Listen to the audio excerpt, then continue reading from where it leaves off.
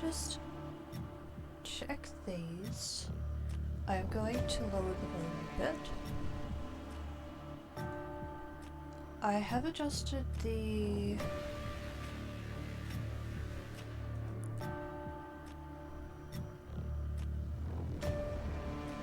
I don't even know if there's voice. I think it's just only small parts.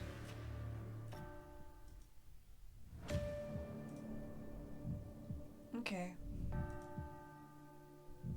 Ah, yeah, that stuff. Okay. Now I'm just gonna check on the stream for a moment.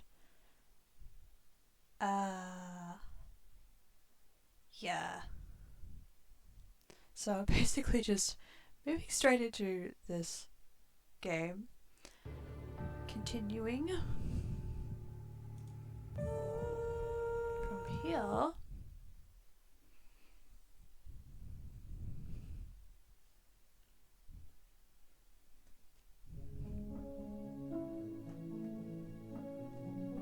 This is pretty much going to be like last time, but I'm actually showing my PNG in the corner.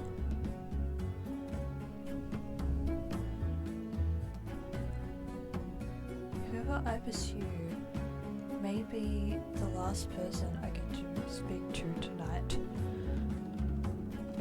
I follow. I kind of want to select in this order. Now, I hope the volume is doing alright at the moment. I did want to make sure that my voice would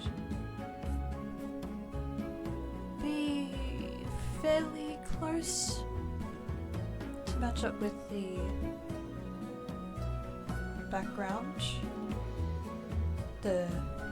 music, sounds, effects.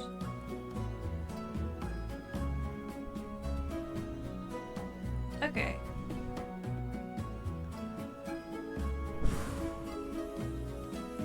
You know what?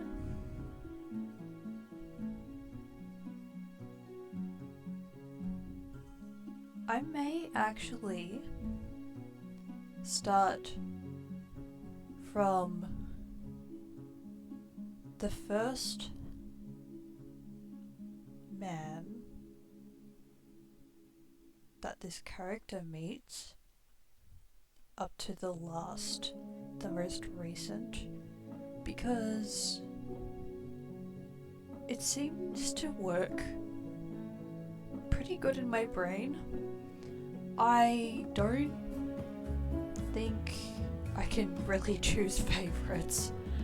I'm just thinking, well, there's either choosing from what is listed in this order, or there is choosing based on the first to last meetings. Or there could be choosing favorites. But, yeah. So, that would be Crush.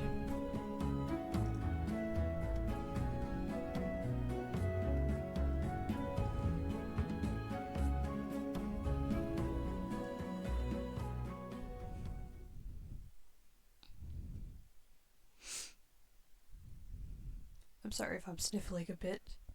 I might actually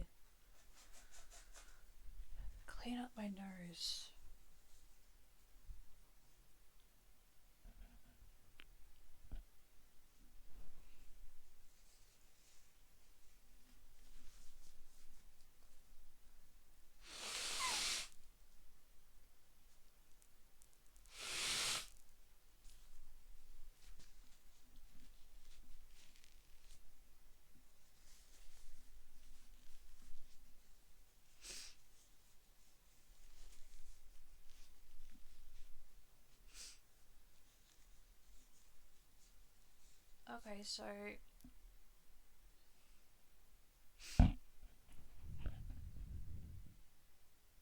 Okay, so I've done that, and there may be another relatable thing that I do. It is checking chat, so the music, the sound effects might be in and out because I will be looking between this game and the chat. Um,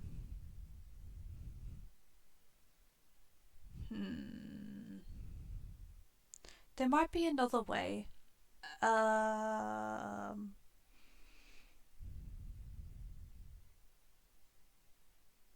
Or not. Wait.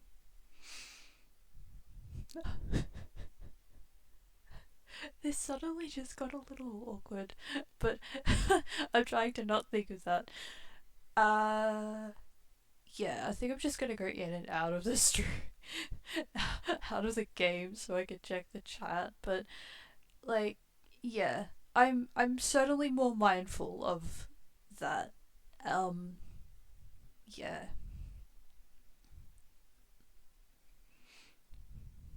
Okay.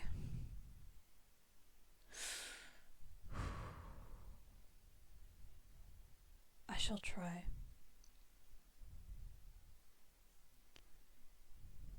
Hot on Karash's heels, I squeeze my way out of the bar. Of everyone I've met, he seems the most likely to help me, and the least likely to murder me on a whim.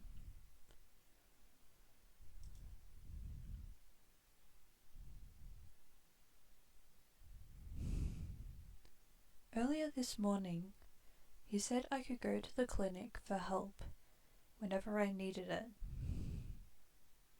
Time to see if that promise was actually worth anything. That is that's something I need to be aware of too, with how I word things. It looks like I will be having awareness for a few of things while I'm streaming here. Yeah.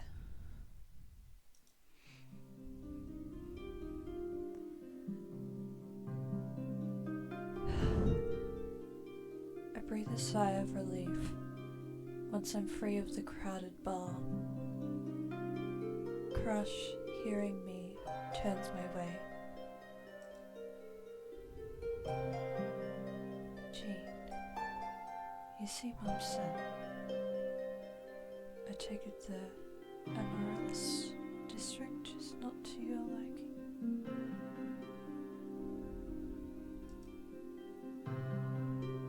Oh, right, okay.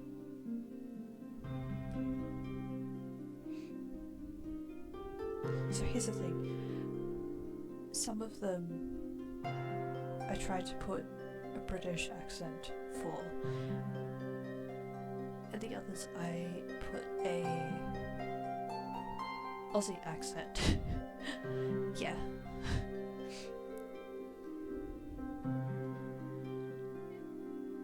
If nothing else, it's wildly different from the secluded temple where I spent most of my days.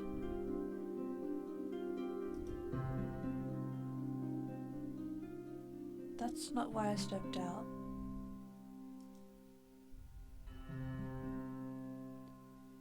You are not in need of treatment after that fall, are you?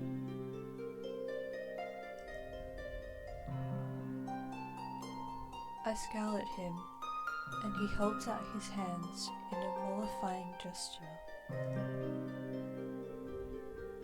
I apologize, Jean. Please continue. Ah, who's this? About time. Someone cuts right across me toward Crush. stopping us both in the middle of the street. Even in the dim pink haze that seems to blanket everything, there's no mistaking the pressed white uniform and stiffly starched hat.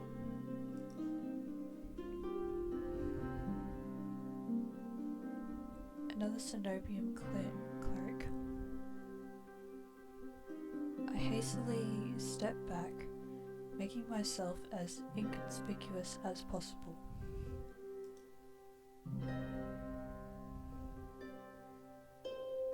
Can I help you?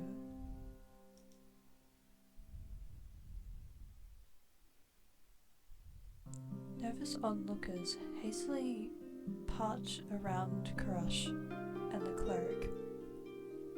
The two form an island of white in a sea of teeming colour.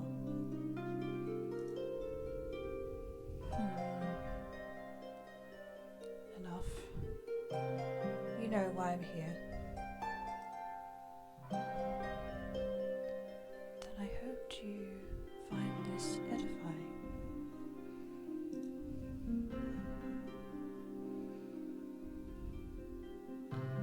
Crush reaches into his coat and produces 3 tiny glass vials, bound together with a thick leather cord. A silvery powder shimmers inside. He gently flicks the glass, watching the contents swell, and extends the vials to the cleric. This is it. You look extremely unimpressed. They look extremely unimpressed. Okay, I think that's the important thing I need to do. For most of these characters, I do speak slower, so yeah. I'm trying to not put too much pressure on my voice. But that is what water is for, to help.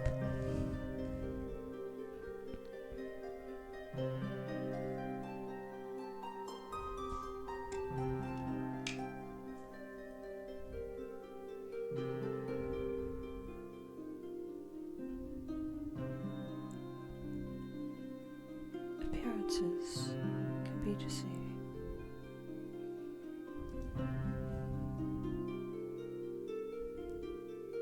He throws me a glance and a swift smile, but I'm too surprised to respond.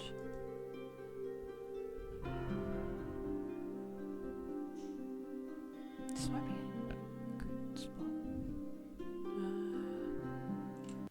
Okay.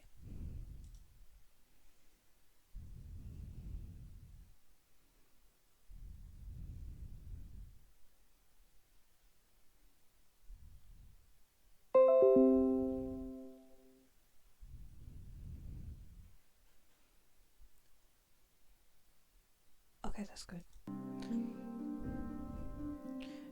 Crush was the first to warn me about the Cenobium. Nobody I met had anything good to say about them. And yet here he is, openly dealing with them in the Amaryllis district.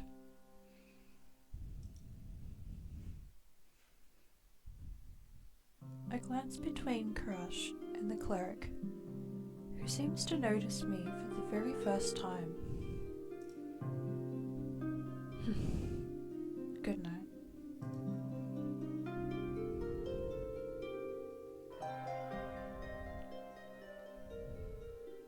I really don't put as much effort into the side characters, into the, extra characters. They bow to Crush, offer me an extremely perfunctory nod, and disappear into the seething crowd. Gee, is something amiss?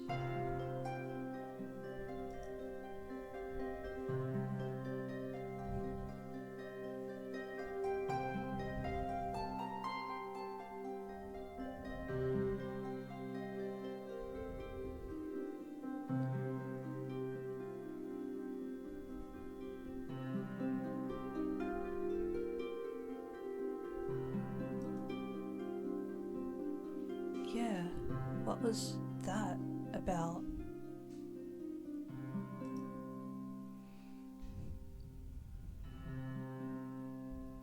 Lower your voice. It is of little consequence.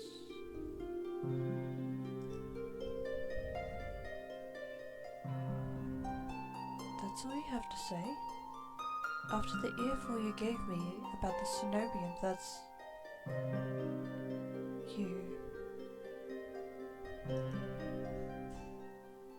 Shh. Be calm.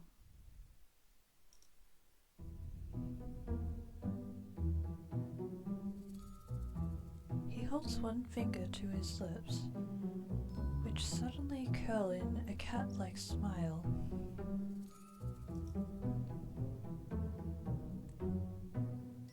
For now, please join me on a short stroll.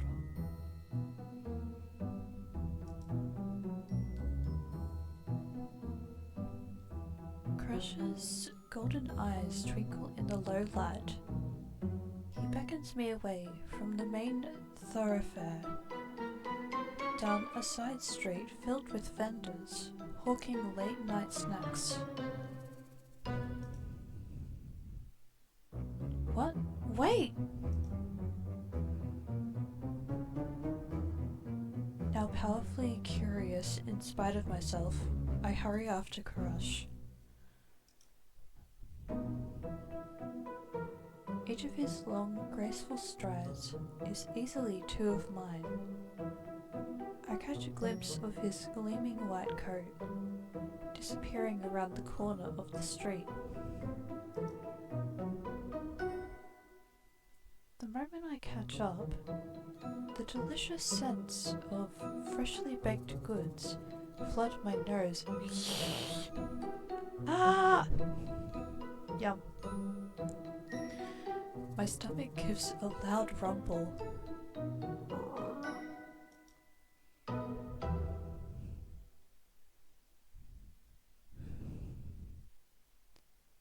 One honey pistachio cookie, please.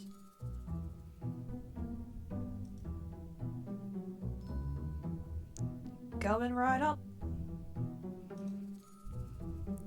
Without breaking his swift pace, Crush plucks the sticky confection out of the merchant's hand and offers it to me.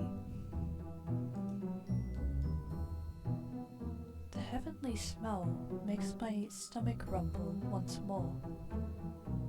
I take a bite without hesitation.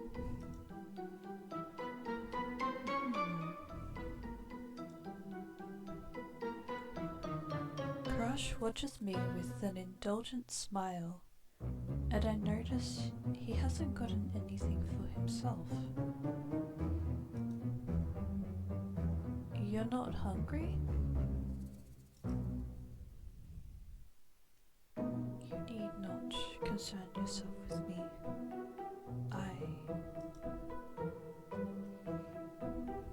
He stops mid-sentence, his eyes darting back the way we came. The hairs stick up on the back of my neck. I turn just enough to peek over my shoulder, hoping I don't look too suspicious.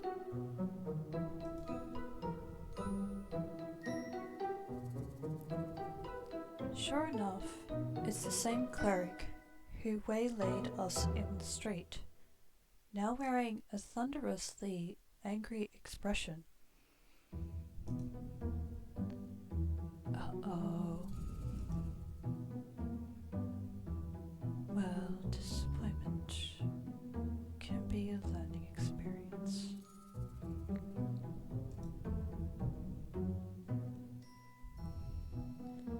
Glimmers of realization dawn over me as I stare up at him. What exactly was in those vials? Perhaps a rare and potent alchemical catalyst. Or some stale fish skin. The two do resemble one another, and it can be hard to tell them apart. Is he serious?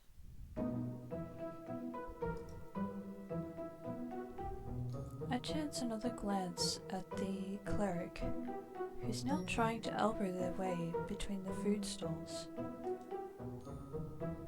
A few people make way, but most don't even notice their efforts. The street is far too crowded with hungry patrons. Shall we?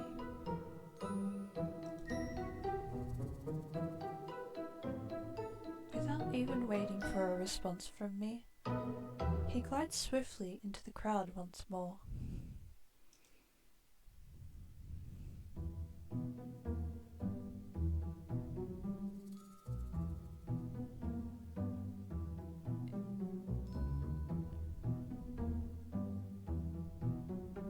Is there a point to all this? Running around?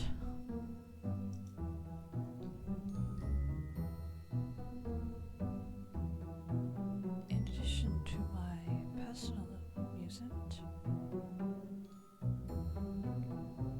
I did say amusement. I suppose I would like to show you the sights. He is serious. Or seriously fucking with me. I'm not sure which. My disquiet must show because Karash's smile softens a bit.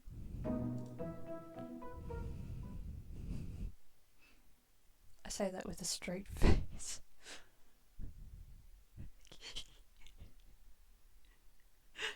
Only when I'm reading do I act mostly serious.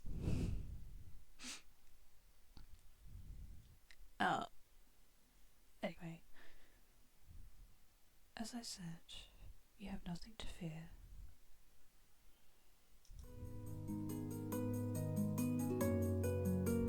Oh, here's the music again. I like this music. That's a side note. He ducks into what looks like an abandoned doorway, but opens into a small covered market. The stalls here are full of more spices than I knew existed. Even taking a short breath makes me sneeze.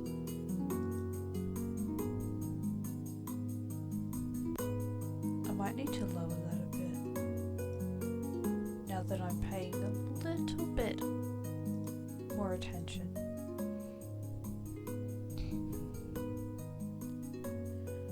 Karash slows his pace, occasionally pausing to examine the insistent hawker's wares.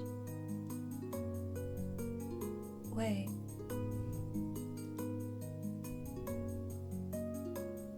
He looks up from a display of livid red leaves, each as long as my forearm. You said I have nothing to fear, but everyone in Iridia seems wary of the cenobium.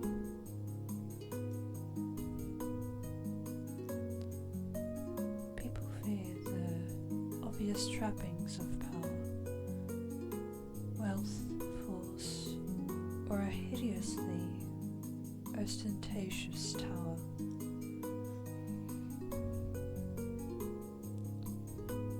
Now that the music's playing, I'm trying to raise my voice a little bit more.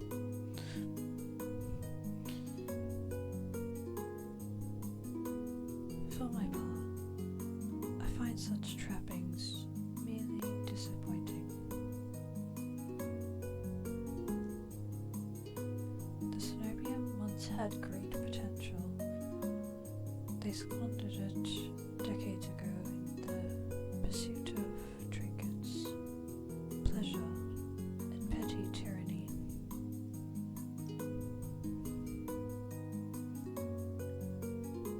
Their narrow,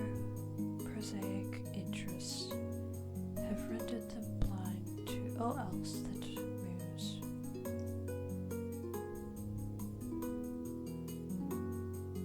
I think that's the most I've ever heard Karash say on any topic.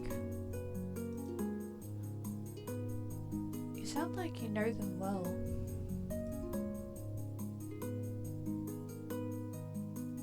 Karash lets out a long, low sigh.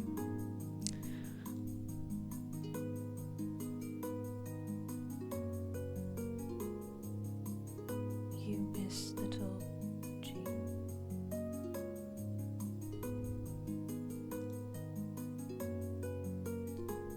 Familiarity breeds contempt, and I am more familiar with the Snowian's crude methods than I would like.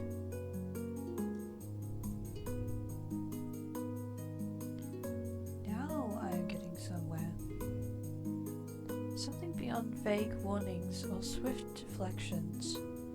I decide to press the point while I have the chance. Familiar how?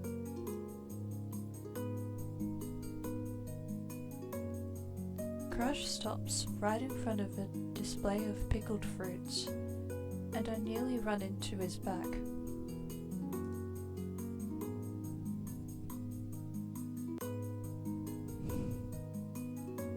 He steps aside at the last moment. His arm rests gently but firmly on my waist.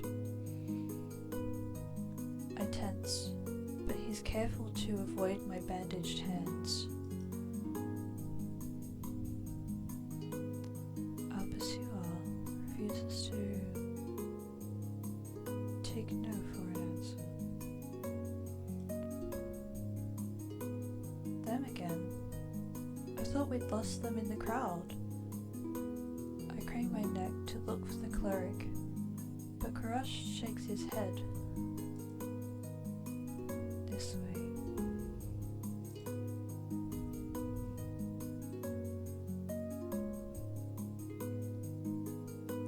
The next street over seems to be home to the high-end brothels. It's full of steep stairways and shadowy passages, perfect for discreet trysts or losing a persistent tail.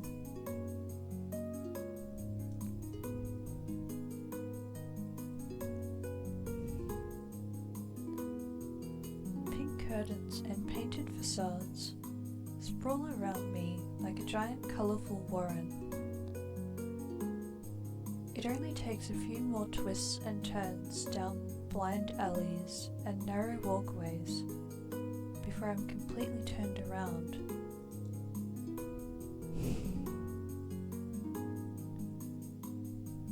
Crush, however, seems to be following some map in his own mind. He takes each turn with swift confidence, guiding me with the occasional nudge.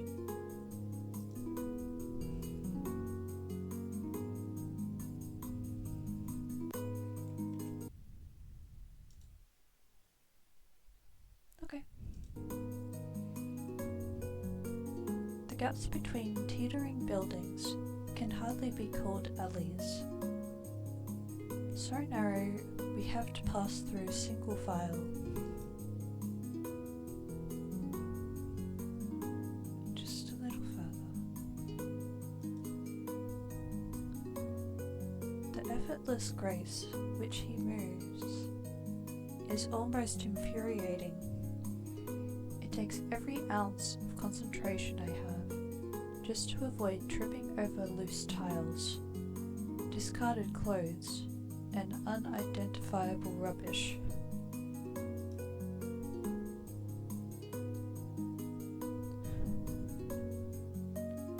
Meanwhile, his long legs almost seem to float over every obstacle. His clothes are still completely pristine, despite the soot-stained walls on either side. How the hell does he do it? I'm still trying to puzzle it out. when I realised how warm it is, with me particularly tripping on his heels.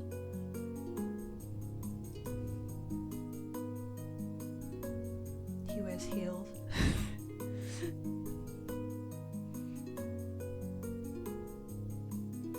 That's...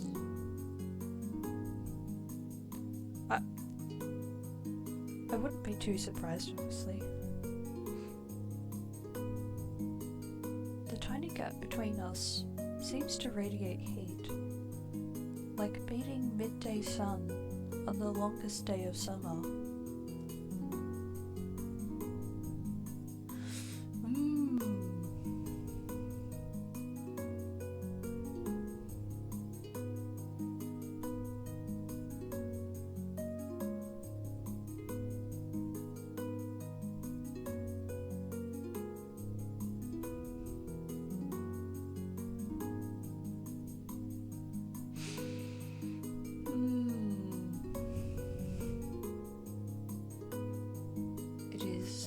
Battle of thoughts. Which to choose?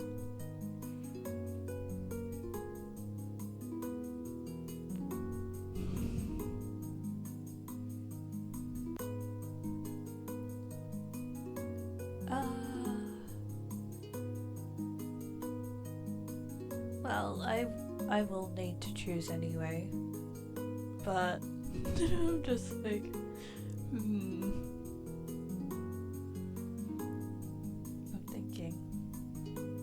thinking for a bit.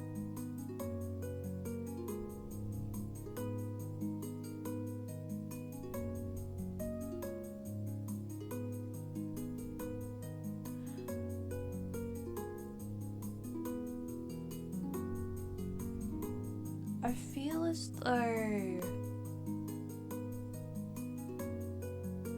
I would be safe, so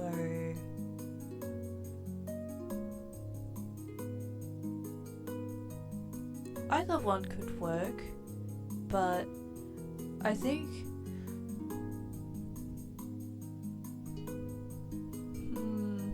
I have opinions for both of these.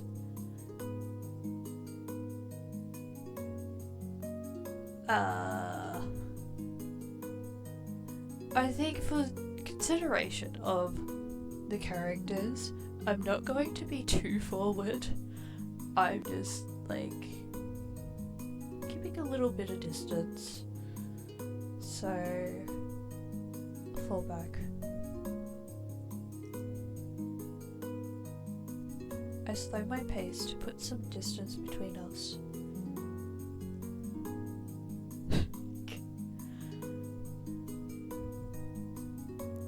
But Karash immediately notices and matches me.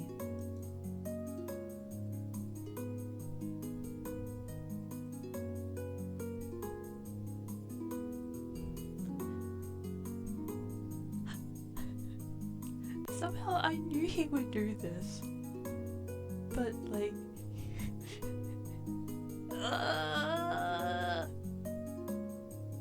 he does seem like a nice guy. I don't doubt him. I don't know, I just want to be respectful.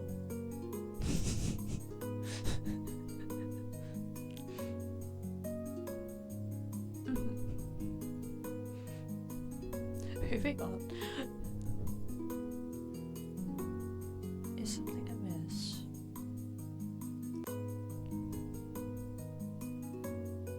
I'm just not used to this sort of place.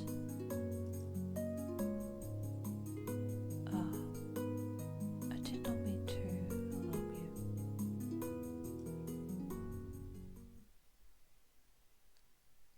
I believe we finally have lost our tail.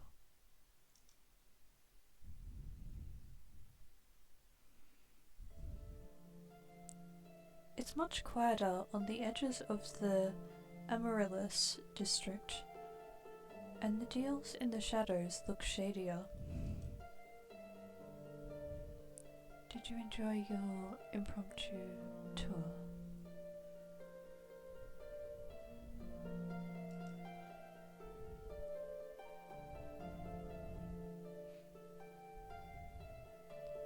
escapes me in a tired laugh. After the day I've had, playing keep away from a Cenobian cleric seems almost normal.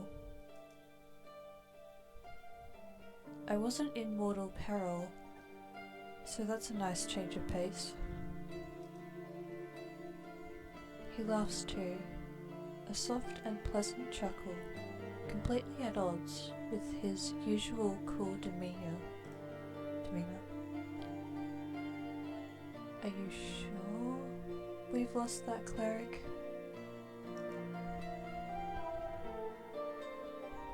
If there is one thing you can count on, it is the elitism of the Cenobians' finest.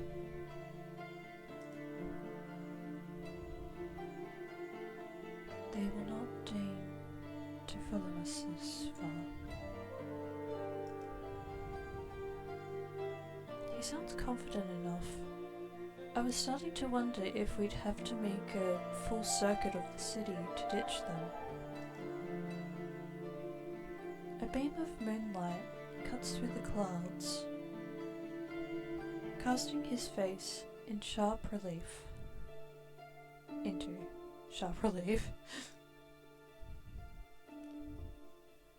However, I should escort you back to your lodgings. It would be unwise to let you go alone. What about you? Are you staying at the Wetwick? Of course not. Then you're going back to your clinic alone? You just said that was a bad idea.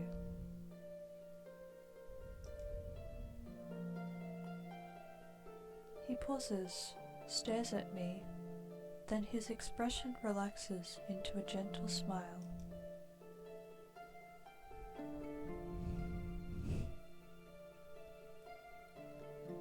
Fear not, Jean. Only the most desperate or foolish would dare lay a hand on me.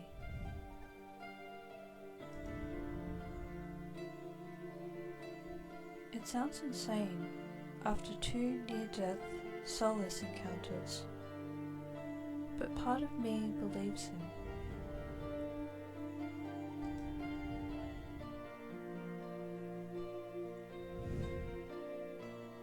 The few people who are still out huddle beneath street lamps and in doorways, desperate to be as close to safety as possible.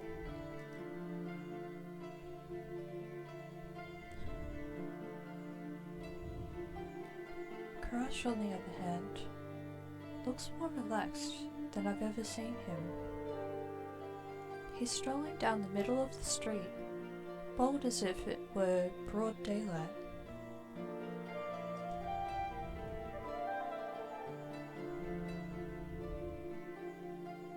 Even walking alongside him makes me feel more secure, warmer both inside and out. I hang on to that faint spark of hope and screw up my courage. Did you mean it this morning? When you said I could come back to you for help? Every word.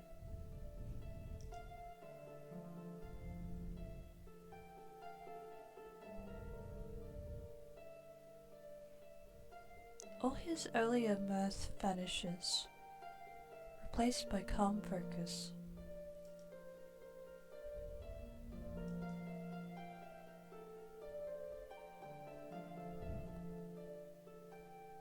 I don't know what to say to that.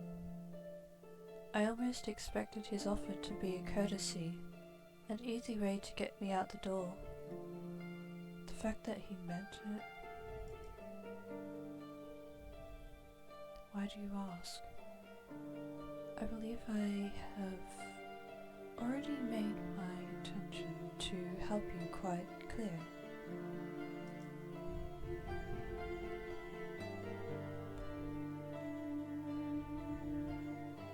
His eyes flick briefly to my arm, the one that he miraculously reattached when he found me. I can almost imagine him counting the neat stitches.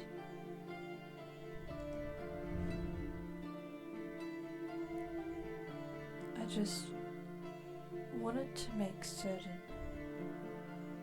I'm still figuring out who's trustworthy and who's trouble. I see. Iridia does tend to attract extreme individuals. Including you? Jean. I decline to incriminate myself in your eyes.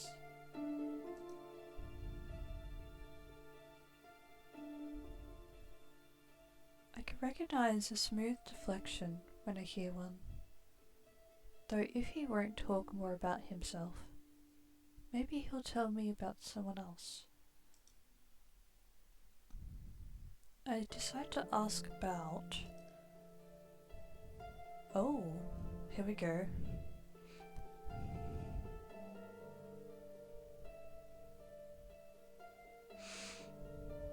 Now, could this be... I'm just imagining, could this be where I ask about all the characters? I'm thinking it might be that, and he can decide how much or how little he will admit.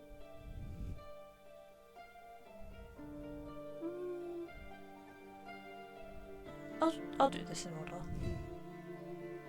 Leander. Why'd you send me to Leander for help?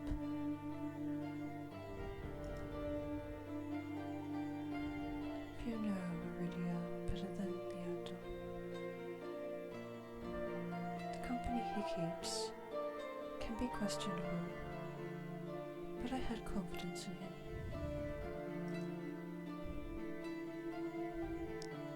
Yeah, his bloodhound seemed rough around the edges. Leander has always been preferred the company of those like him. Survivors of Lowtown's harsh realities. You must have noticed how they flock to him. I nod. He seemed to know every single person in the Wetwick. And that's a good thing?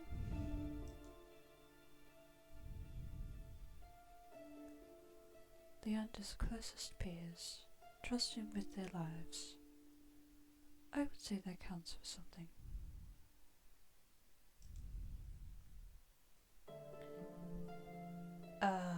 Veer?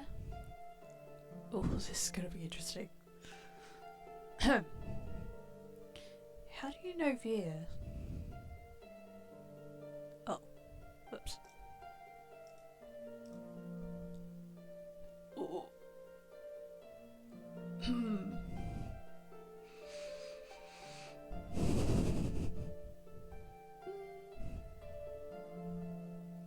composed.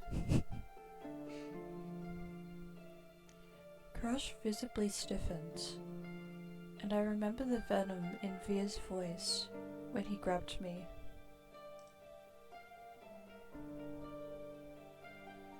Oh.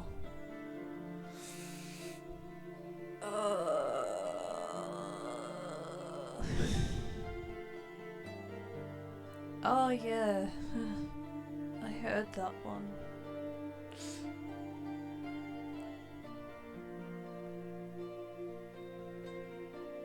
That fucking doctor. It looks like the feeling is very much mutual.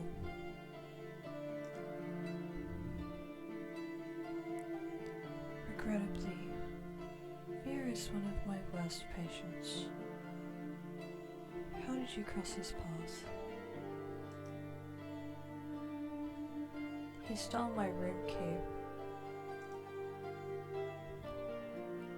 You are fortunate that he did nothing else.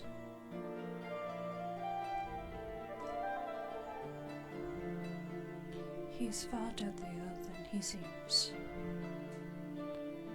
There is a reason he is not at liberty. A reason for the collar and chain. He seemed pretty dodgy to me already. I hesitate, waiting for Crush to elaborate, but he seems to find even the thought of Veer distasteful.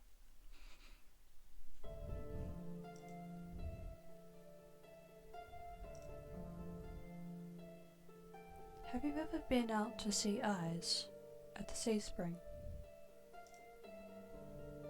Once. Only once? Seems like a spring with miraculous powers would interest a doctor.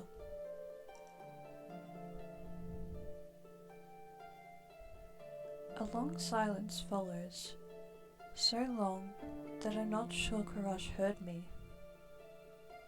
I'm about to repeat myself when he finally speaks in a near whisper.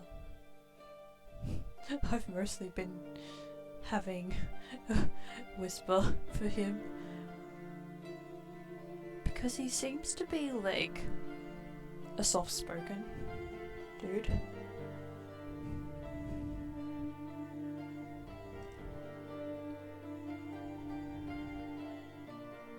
Eyes.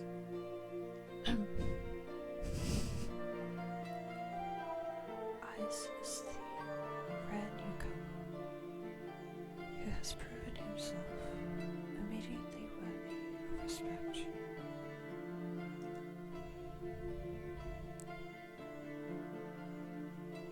The sea spring is another matter. Hidden depths often contain unwelcome secrets.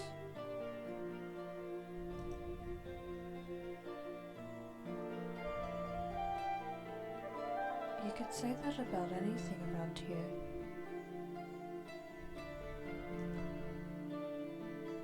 A fair point.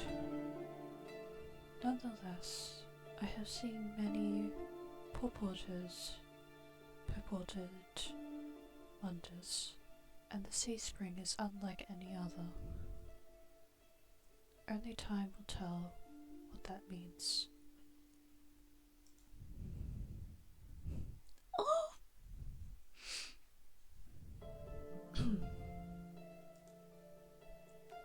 I love voicing men.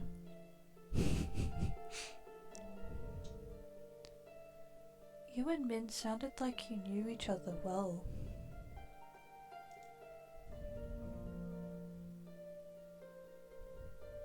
Crush heaves a long-suffering sigh. I know them better than most, and less well than I would like. This sounds kind of sad.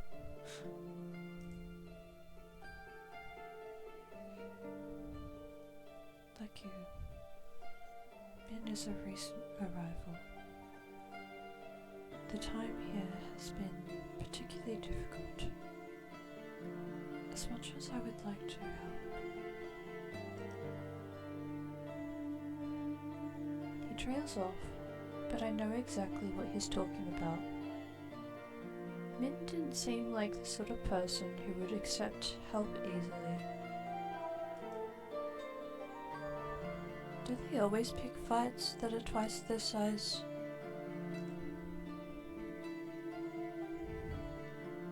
I have implored them not to. They rarely listen.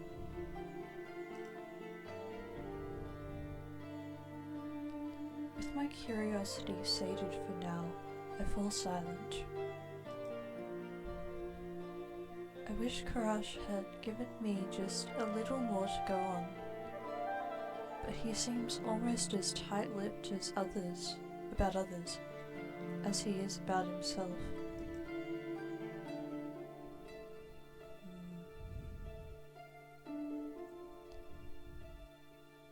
By the time we're back at the Wetwick, the Amaryllis district seems even noisier and more ruckus than before. Ruckus. Ruckus. I'm just gonna say ruckus, even though it's like not meant to be that.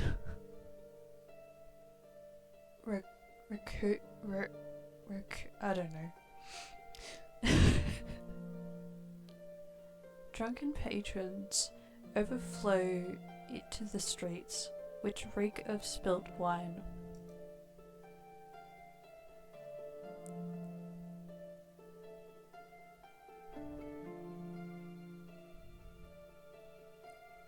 Rauco.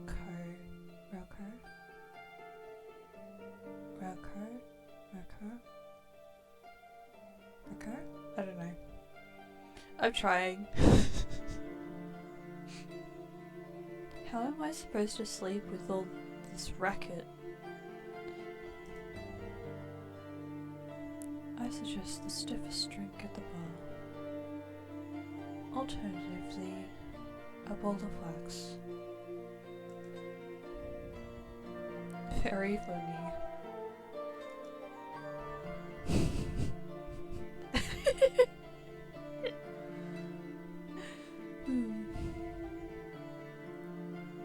Even with how tired I am, I'm not sure I'll get a wink of sleep.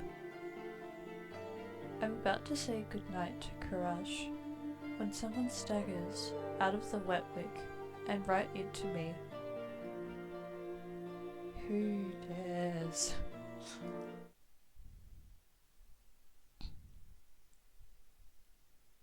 I stumble back, heels teetering on the edge of the filthy gutter.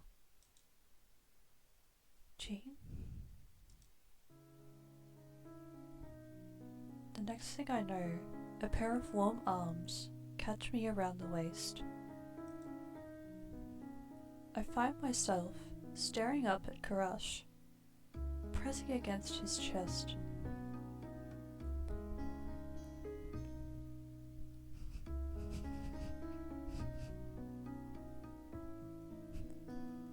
Compose.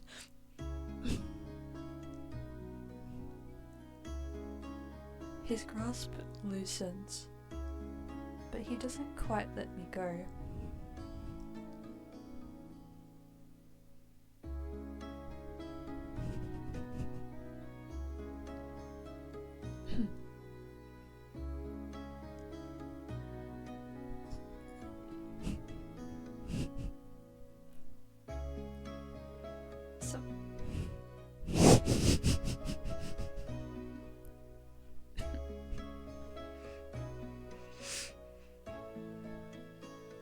Something shifts in his gaze. His eyes fix on my face, and I feel myself growing hot all over at his intense scrutiny.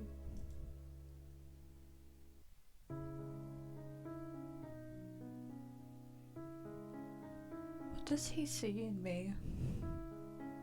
What's he looking for? Courage? Ah, my apologies.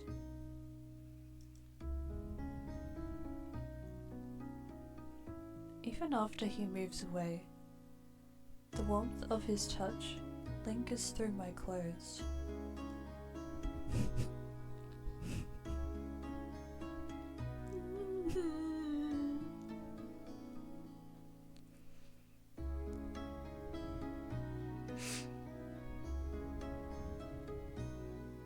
I quickly tug my cloak straight, trying to recollect my scattered thoughts.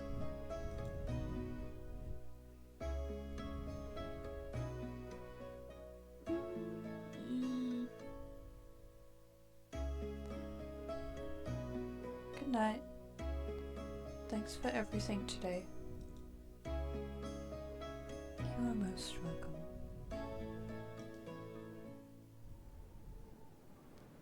turns and slips into the crowd, though I can pick out his pristine white coat with ease. A chilly gust howls down the street. When did it get so cold out? What? What?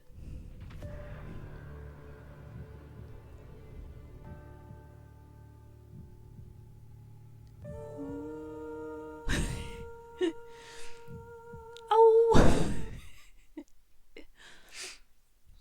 Okay. Neptune! Hi, Neptune!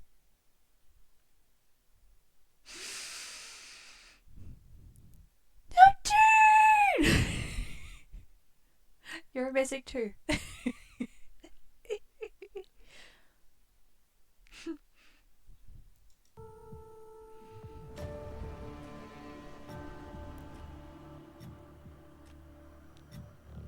What? Oh, okay. Cool.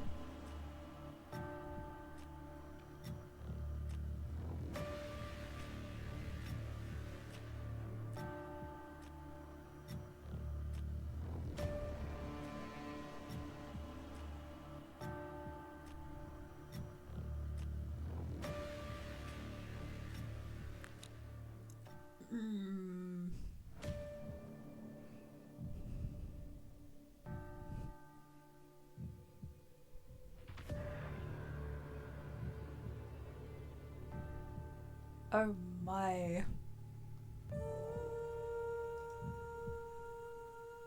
Well, I will have a look at all of them. I mean, like, read the details. Okay.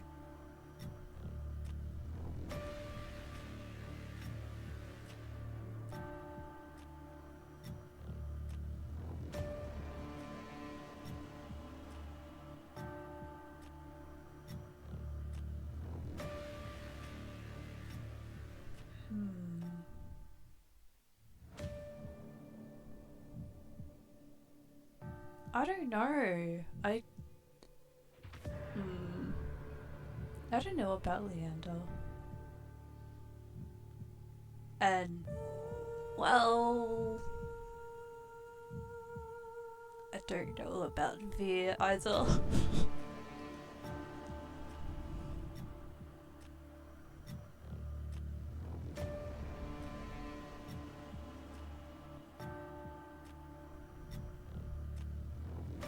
Yeah.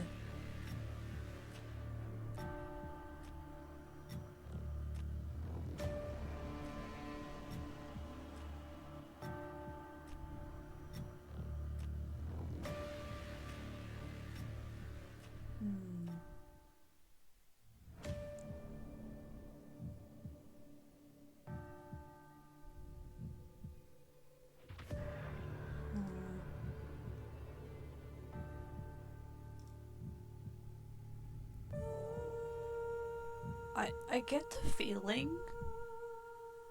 that I may have already decided who it's going to be, but I still want to take some time to read through these and consider a bit.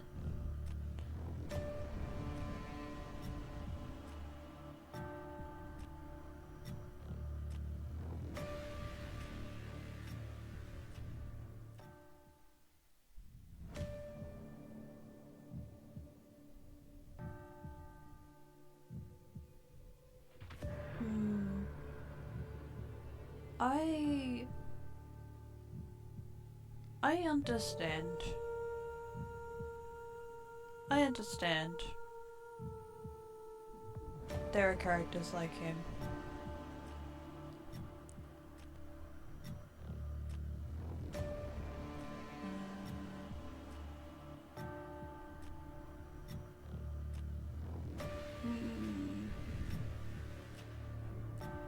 I feel as though he's almost convincing.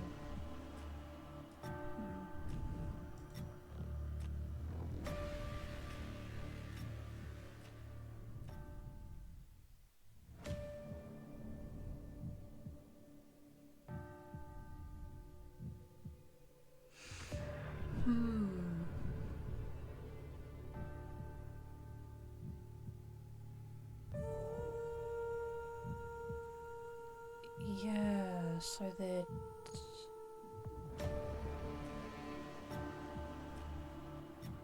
it seems like they are in the same boat as me, but they have seen more.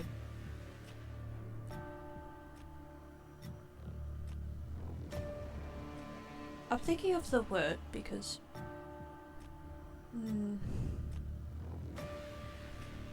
they've seen some stuff. They've seen some harmful things.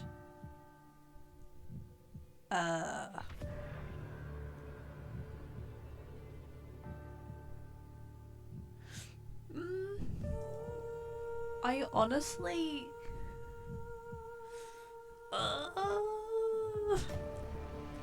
I almost chose men, but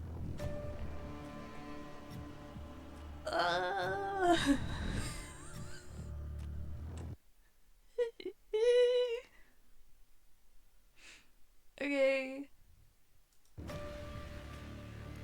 I didn't really get a chance to speak to the other characters.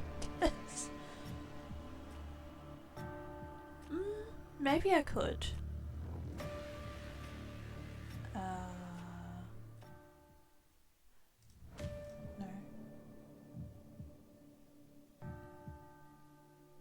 No. I guess I could. Just save this. And I'll go back to this one. Wait.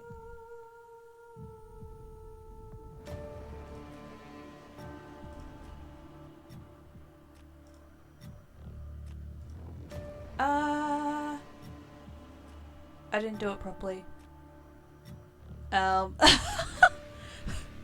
Well, you know what? To be honest, I don't regret speaking to the doctor because he seems like he seems like a pretty decent guy. He seems like he would be. Yeah, I think he's good, as far as I'm aware. Okay. I need to make a choice here. I mean, like...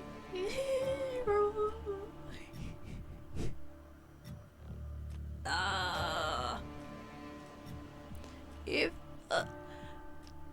the thing is...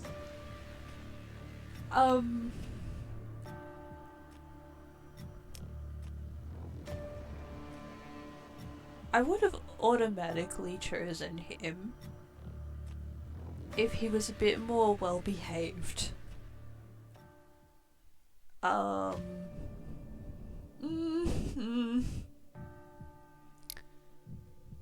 Yeah.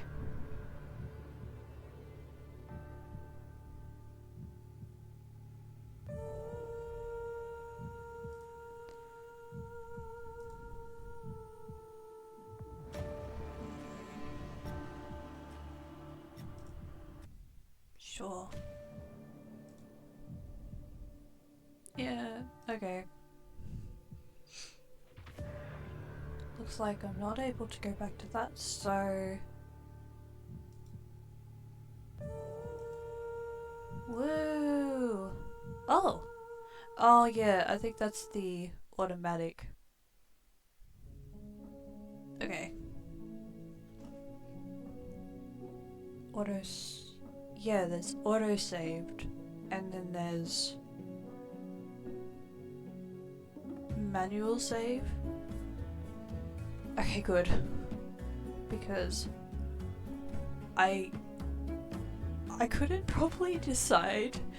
I was like, wait, I need a little bit more context for this. Okay, now we can look through this too.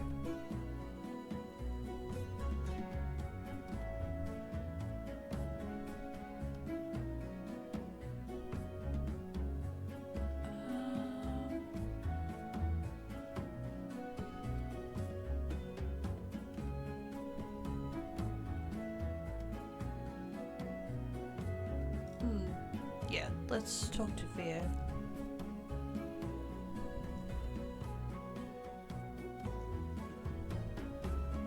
It's taking a bit of time.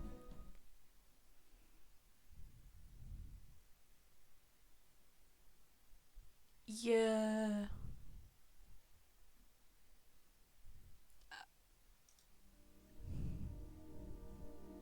I just read that in my head. Oops. Via knows more than he's letting on. I'm certain of it. And if he's feeling as playful as he was earlier, I might be able to get information out of him.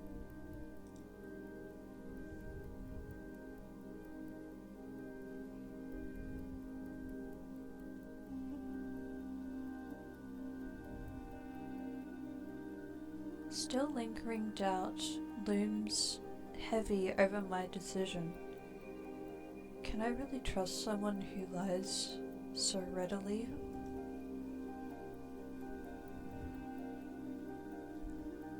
Returning to the bar is slow work, with the heavy crowd vying for drinks.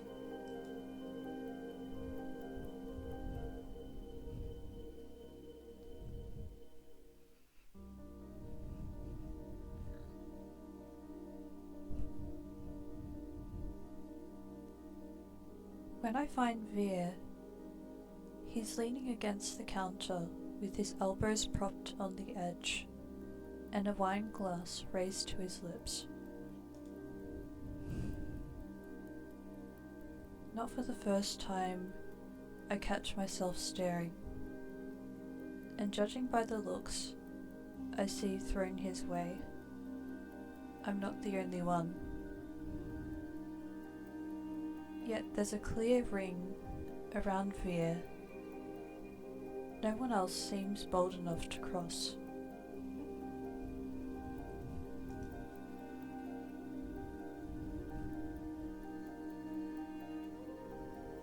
One ear perks at the sound of my approach, but Veer doesn't so much as look my way, even when I slide onto the seat beside him.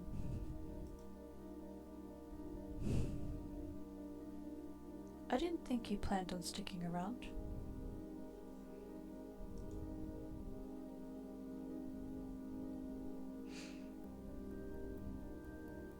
Free drinks, sir. Free drink. Even if it tastes like rat piss.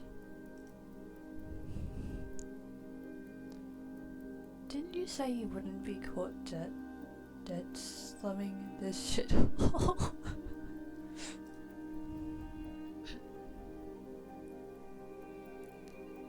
Veer takes a delicate sip from his glass, but his tail thrashes below the bar.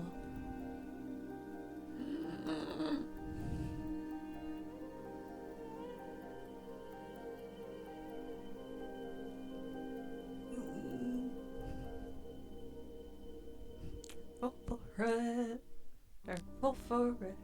Okay.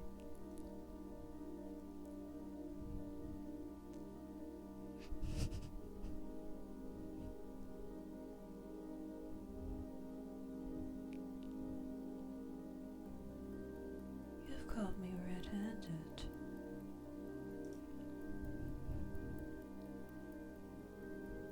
He peers at me over the rim of his glass. In the low light, his eyes glitter jewel bright with amusement.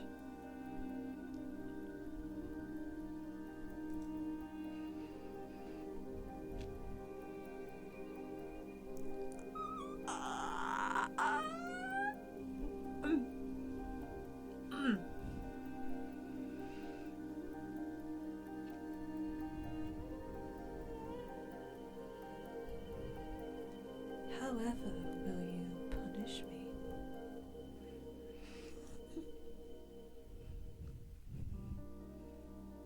I figured my company's punishment enough for you.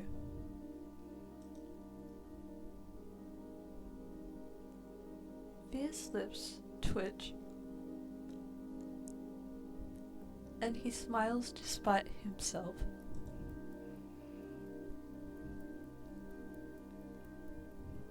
This is what I do for the entertainment of my audience.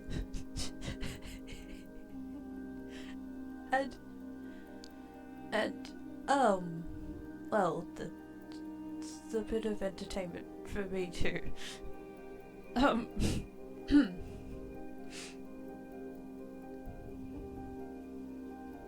So, you've survived the night. Are you here to praise, or will a head pat do?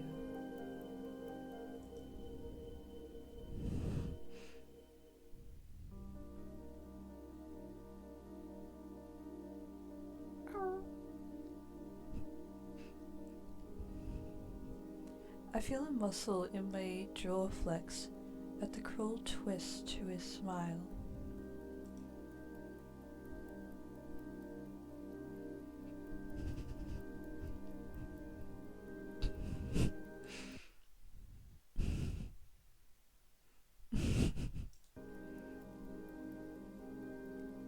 His arrogance has made a full recovery, meaning only one thing.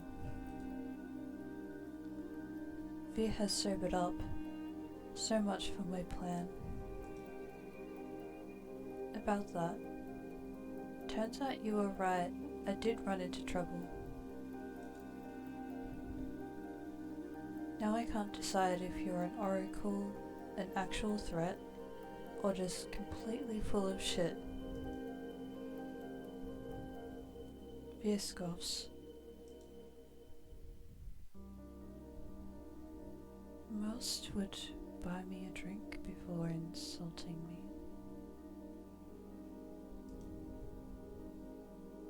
After the way you jerked me around, if anyone's owed a drink, it's me. Veer falls so uncharacteristically quiet. For a moment, I fear that I've actually crossed a line. Then he props his chin on his wrist.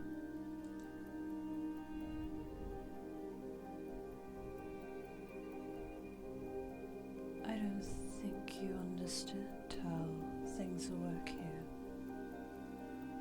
Information is a luxury, one you flung carelessly aside.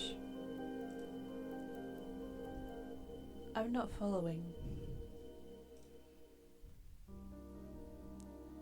If you valued my words, you'd have taken them seriously. I gave you free advice, warned you of the danger you were in, and still you went prancing off to the sea spring. Small wonder the soulless didn't tear you to ribbons.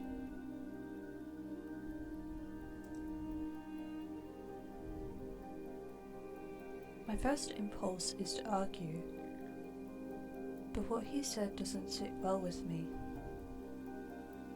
How does he know what happened to me?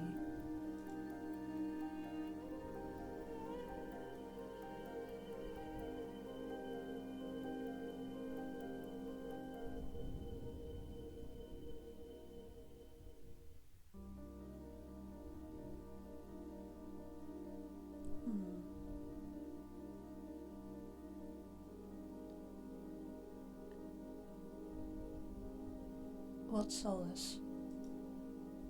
How'd you know about the solace? Did you follow me? Of course not. Then how did you know? I have a These sensitive nerves, remember? Right, how could I forget? Do you normally greet people by shoving your nose in their laps like an over-eager Labrador? Oh.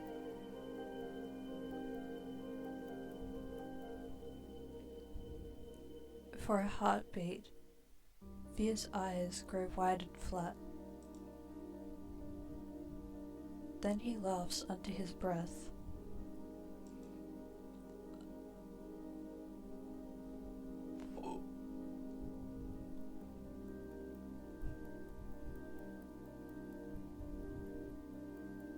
Only the ones I like.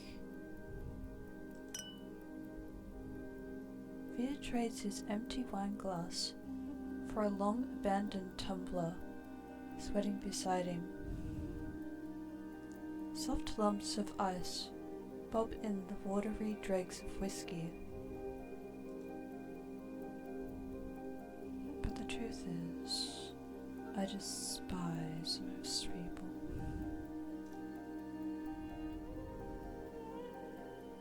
His eyes flicker over my shoulder, and then as Leander's boisterous laughter erupts from the other side of the bar.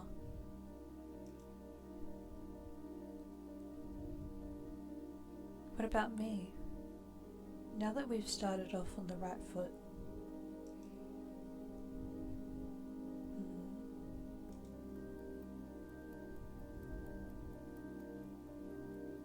He turns, angling so he can look me over. His gaze is agonizingly slow as it glides over me. Finally, his lips quirk. I haven't made up my mind about you yet.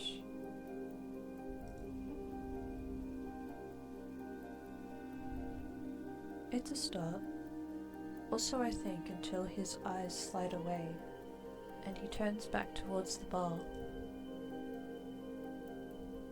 It's not Via's attitude that bothers me. No, I expected that of him. It's the fact that I've got no idea how I'm supposed to hold a conversation, much less get answers, when he's been so testy and his foul mood is infectious.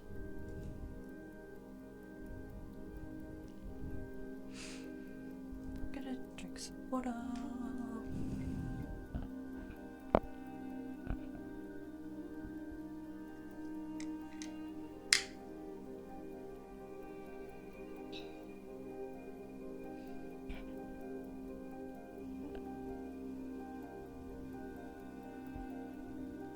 Did I do something to piss you off?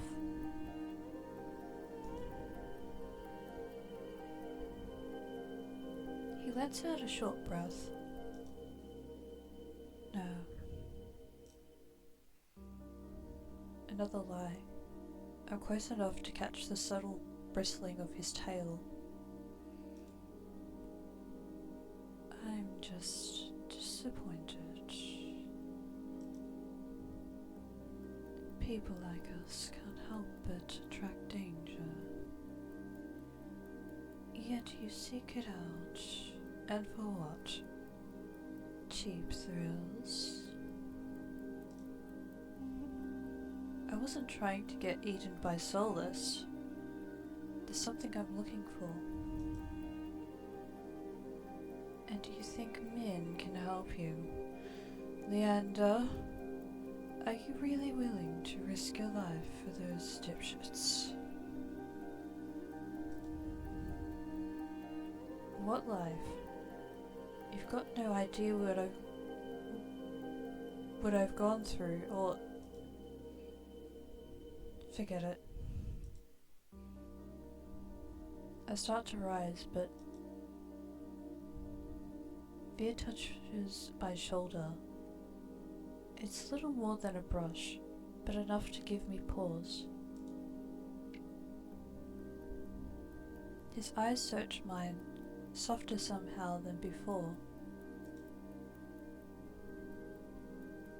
They couldn't even begin to understand you, but I could. I could help you, if only you listen.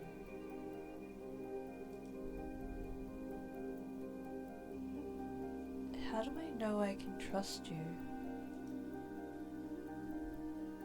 You don't. But I'm slightly less inclined to waste your time with empty flattery or insults than those two.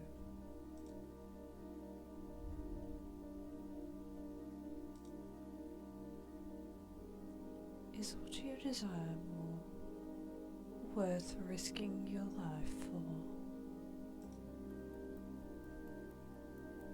If you knew the kind of life I've lived, you wouldn't be asking.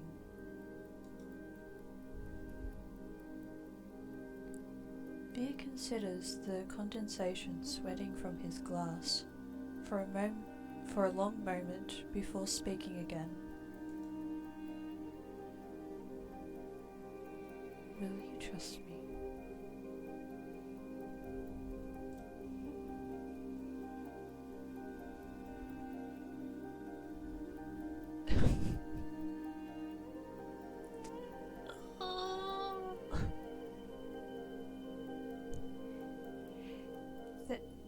They are testing me a little. Yeah, just a little testing. For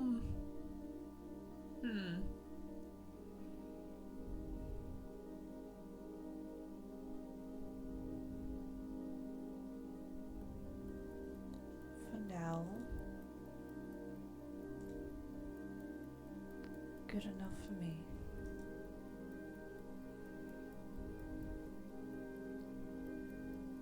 Beer raises the tumbler to me, then snaps back the dregs. Once he's finished, he wipes his mouth on the back of his hand. Let's talk. Outside. If I have to smell the Ender's skunky aftershave for much longer, I will.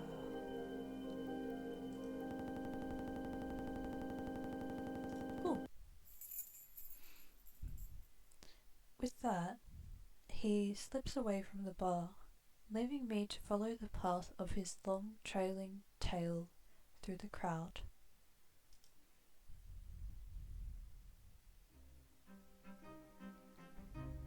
It's so cold outside. The breeze cuts clean through my bandages, freezing my fingers. But if the chill bothers Veer, he doesn't show it.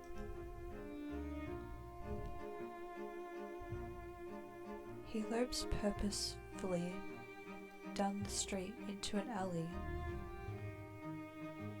This far from the wick, the bar's racket is little more than an indistinct hum.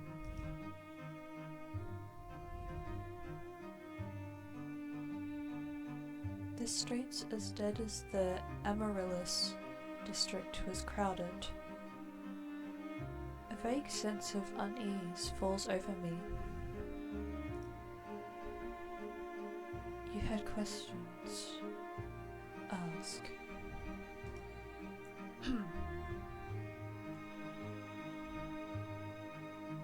Veer's breath mists in the dark.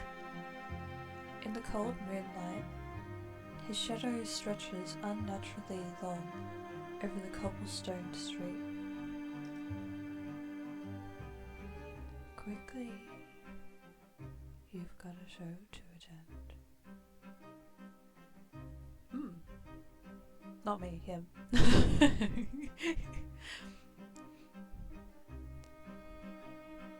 Heavenly Lutist, as I'm sure I've mentioned. He looks looks down his nose at me, effortlessly imperious with one hand set on his hip. And for a breath, I am reminded of the stark want that gleamed in his eyes when he touched me.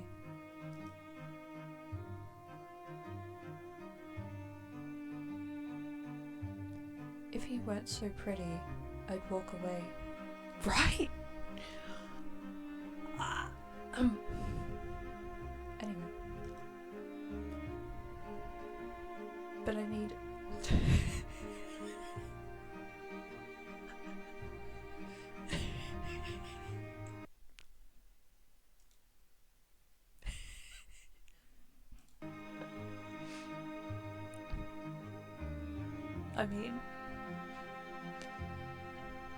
But I need answers, and I can't think of a better way. Can't think of a better way than starting with the people I met earlier.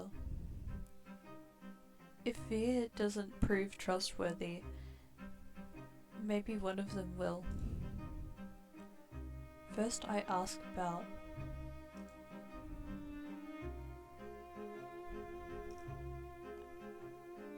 I'd like to know more about Ice.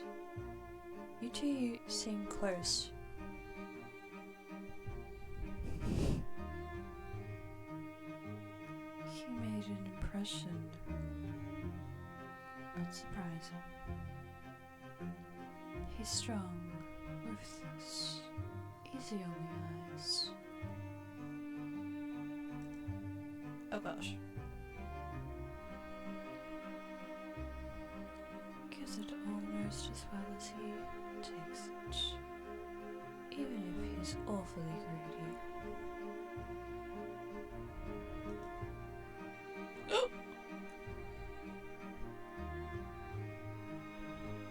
Big everywhere, really. Let's get that off the screen. Bit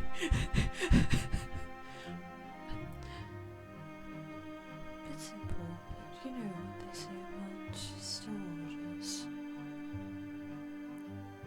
I don't, but I'm too distracted by the change that's come over Veer to ask.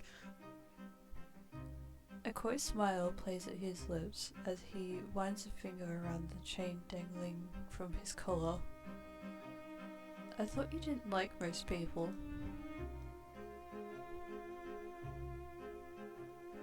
Ice isn't most people. He's better.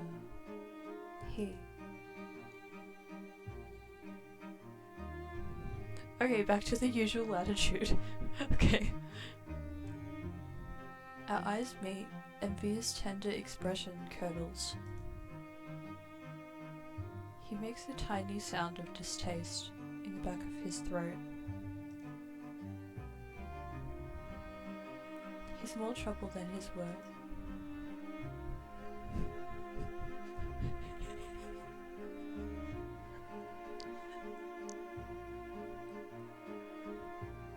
Dangerous too. Stay far away from him and those red-eyed freaks if you value your safety or your sanity. Is that why he scolded me for going to the sea spring? I really don't think Ice is as bad as you're saying. You don't know him. Not like I do. The corner of his lip twitches.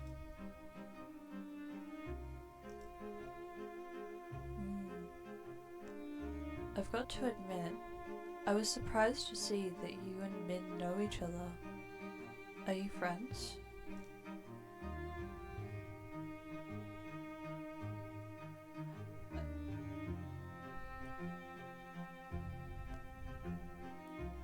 Oh yes, we laugh and go shopping and have sleepovers where we braid each other's hair and kiss with a little tongue.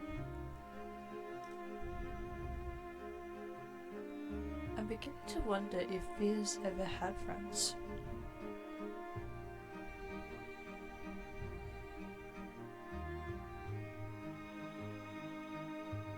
Let me guess, you don't like them?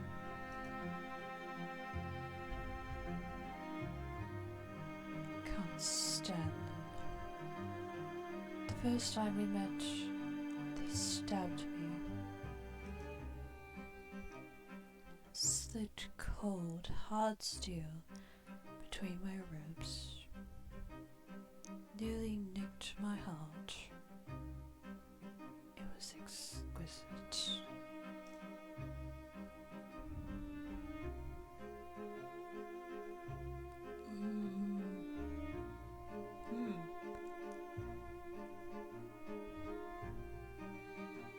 The knife, I mean. Some sort of antique. Min's done nothing but disappoint me ever since.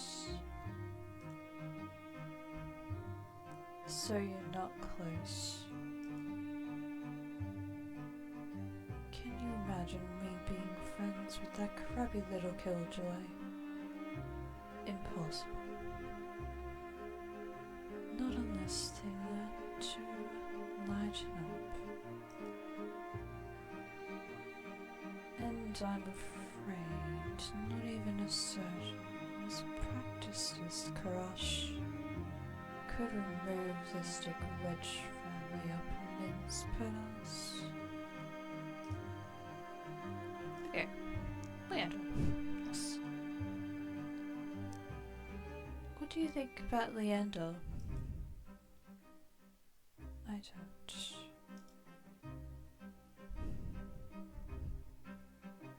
An unusually curt answer for Veer. I don't buy it. So you're not very fond of him? I wouldn't. Oh.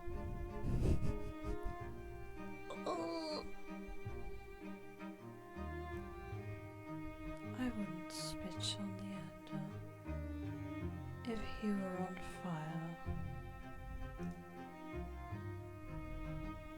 Veer shudders. Oh no, he'd enjoy that far too much.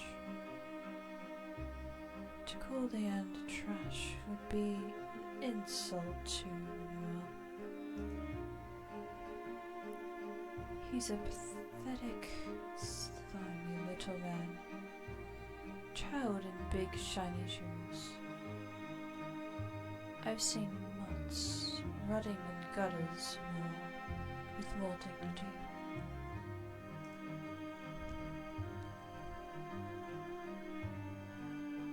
I have to remember to close my mouth before I can ask my next question. Veer gives a frustrated growl.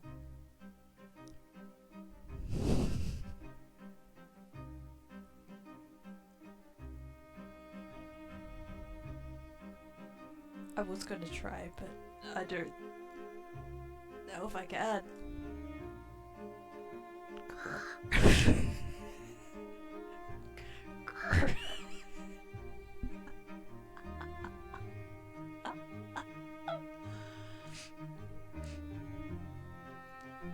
Don't you dare ask me about another soul.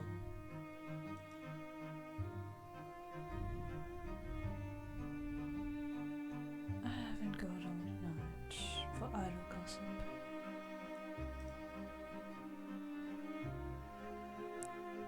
But I wasn't finished asking. You get 2 more questions.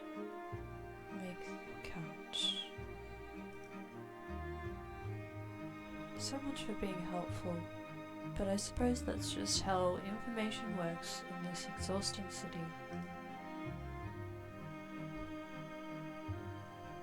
No more time for idle chatter. I'll get straight to the point. Leander told me that the Cenobium imprisons people. Did he mean you?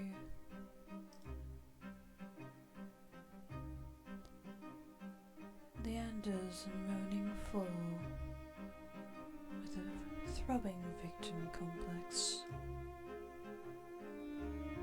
He loves to see himself as a savior. the only difference between his cronies and the Synovium Stooges are the uniforms. I'm at a loss for words.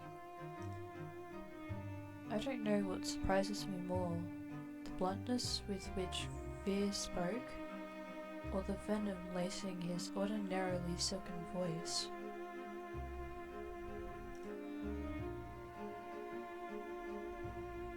You're asking who, when you should be asking why. Says the asshole counting my questions. The look he throws me is infuriatingly self-satisfied. Fine. Why were you imprisoned? For the same reason they'll disappear. You're given half the chance. I'm something special.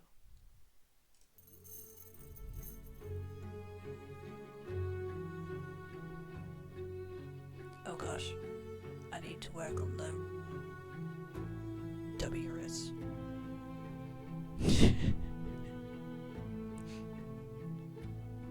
Veer bows his head, gathering his hair in his hands and lifting it from his shoulders to bear the plain leather collar adorning his neck.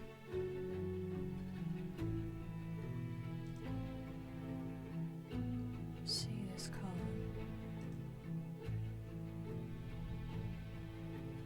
He cranes his neck, inviting me to lean closer. Looks unremarkable, doesn't it? I had assumed that Veer's collar was a personal touch. On closer glance, the thick, supple leather is moulded to fit his neck snugly. Oh.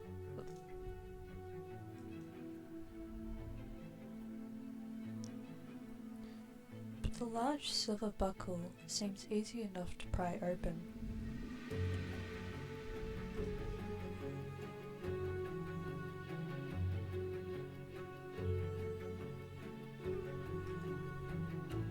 I reach forward to touch the buckle, but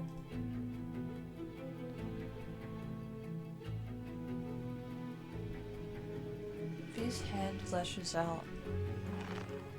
Long, slender fingers wrap around my wrist, exerting just enough pressure to hint at how easily he could snap my bones.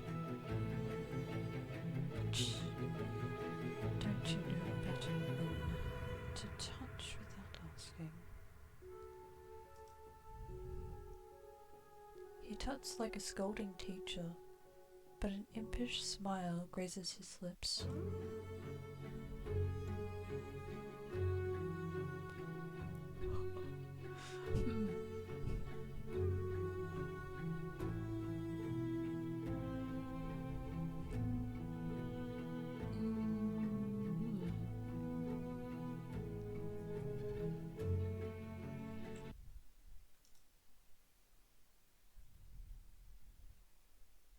Okay.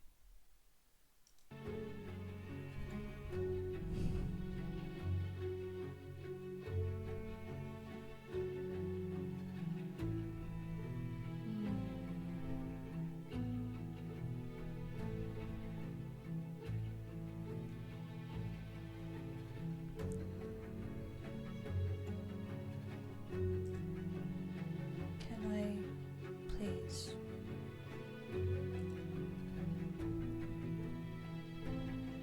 Our eyes meet, his thin with amusement.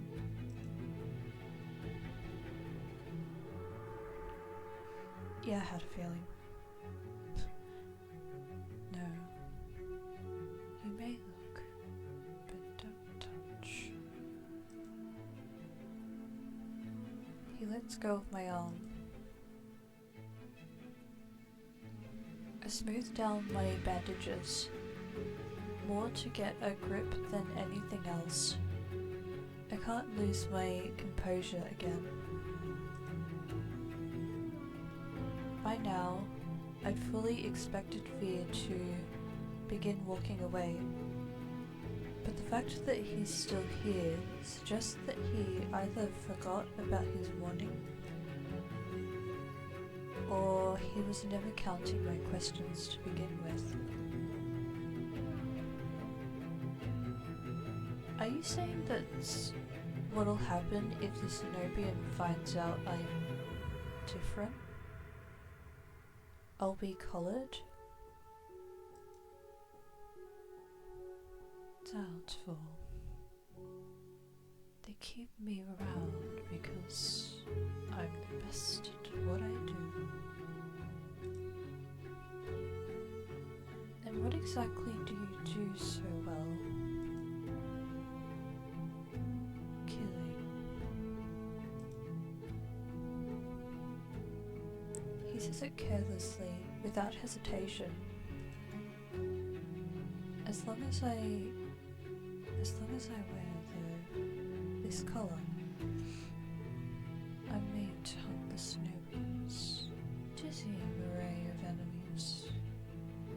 Monsters, Zors, noisy dissidents, grow overbold.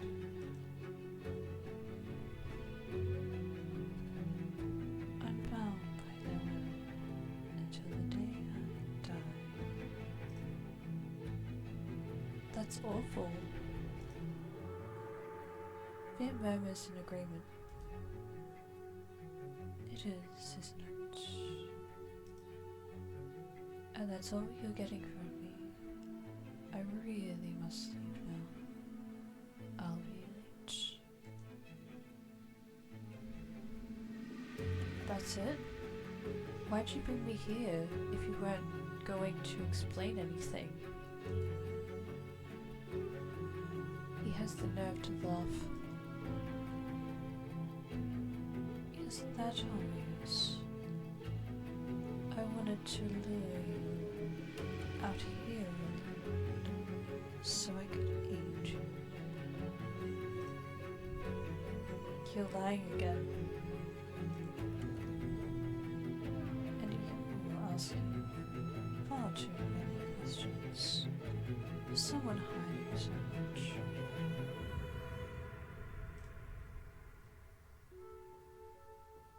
He sneers, and reflexively I shove my hands deep into my cloak.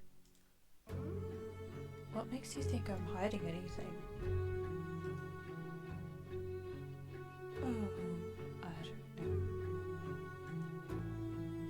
Maybe it's the tough act, or the way you tense up at the slightest provocation.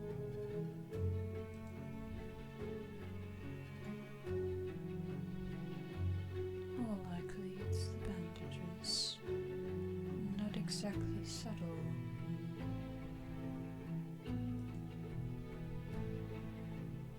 I'll be going, unless you're willing to share some morsels with me. There's a biting edge to his playful tone. I can't tell you anything. Wrong. You can start with what you are. I take a step backward, but my back hits a wall as Veer follows me in lockstep.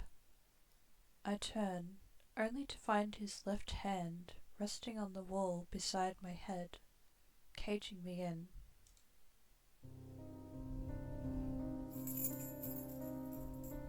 Oh no, I have been copied on.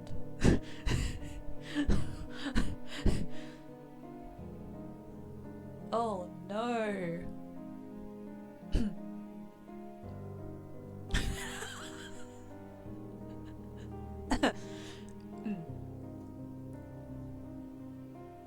Veer reaches for me. His fingers curl around my chin and lift forcing me to meet his lidded gaze.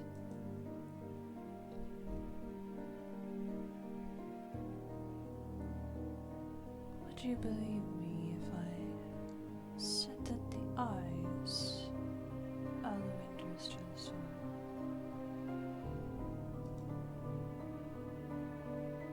My eyelid twitches. Cliché, I know. But to let me tell you a little secret. Fear leans in until his lashes tickle my cheek, and the warm, faintly spiced scent of his hair drowns out the stench of greasy cooking fires and chimney smoke.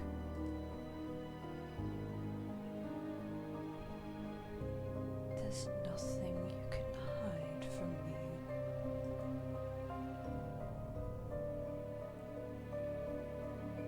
His voice is so low, so supple, I could slip into it. You poor thing, misled by those you trusted most. You caused so much suffering unknowingly. I know that pain. I can help you forget it all. I swallow thickly. How could he possibly know? No, this must be some kind of trick. But for once, fear isn't smiling.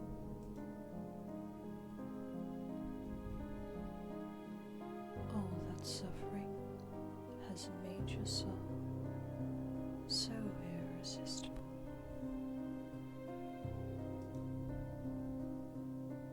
His piercing eyes pin me to the spot. The look on his face makes my blood run cold. I've seen it before.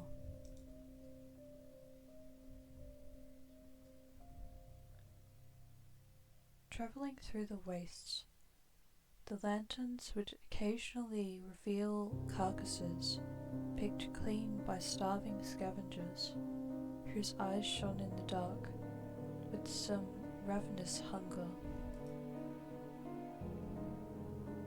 Fear takes a shuddering breath.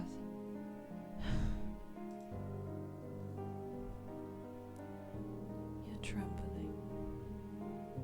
What if you and I went somewhere quieter, alone?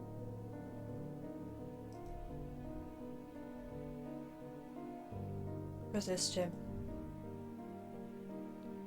Part of me wants nothing more than to let him take me, to surrender completely to him. It would be so easy. But I'm not about to give up now. You're late. The ludist. Fear blinks.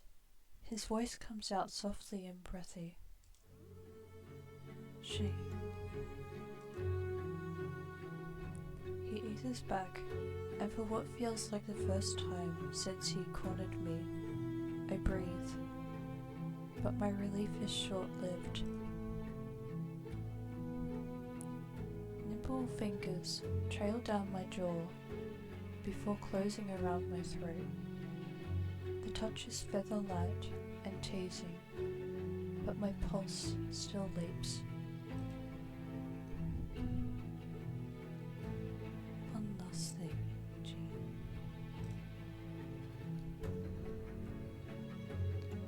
Spoken so softly that the pounding of my heart nearly drowns out his words.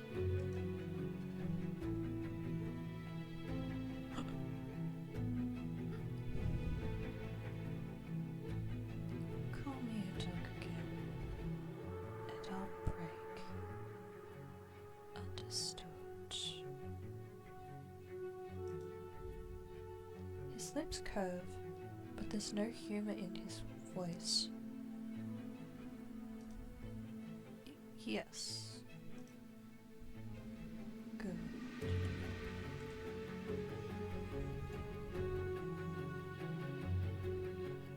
as fear releases me, I sink against the alley wall to catch my breath.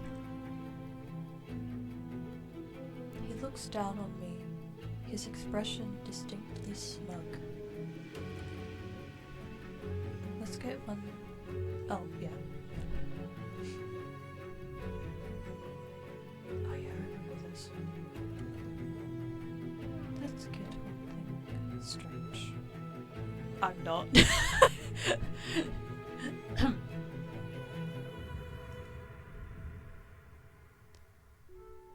I ate a monster 3 times your size for breakfast. 2 actually.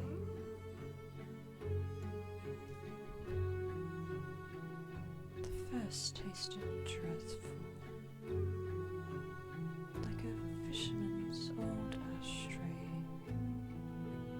But that's beside the point. You and I may be alike,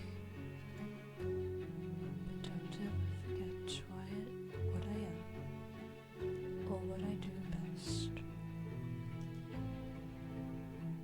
He flashes me a dazzling smile.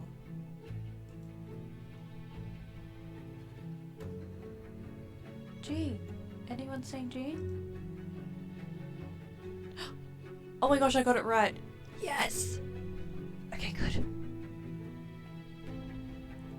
He has that voice. Leander's voice echoes from the direction of the wick. I whip around. I nearly call back before remembering Via's apparent distaste for Leander. I glance back at Via. Only he's gone. Vanished into the dark. I'm left in the deserted alley, trembling with a delirious mixture of exhaustion and excitement. Fuck. Oh no. I let out a long, shaky exhale that condenses in the freezing air. Only once my racing heartbeat slows down. Oh! Same. Slows. Do I make my way back towards the wick, guided by the distinct sound of Leander's voice.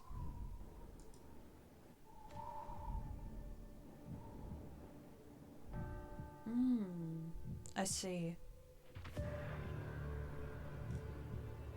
I might save it here. Yeah.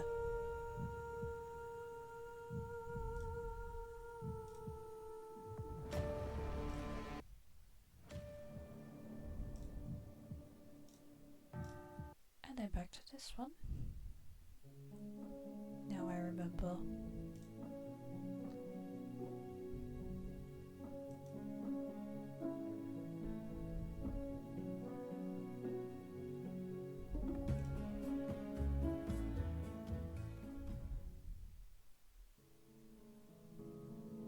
I can't let Min slip away so easily. They might be the most standoffish person I've met so far, but they're the only one who seems even close to neutral on the Cenobium.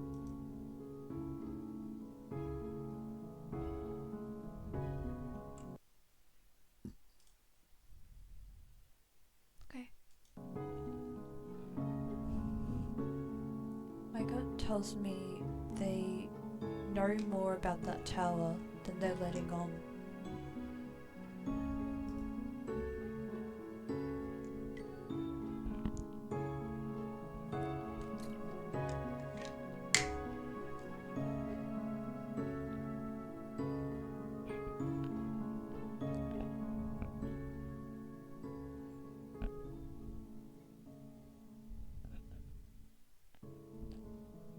By the time I make it out of the bar, they're already halfway down the street.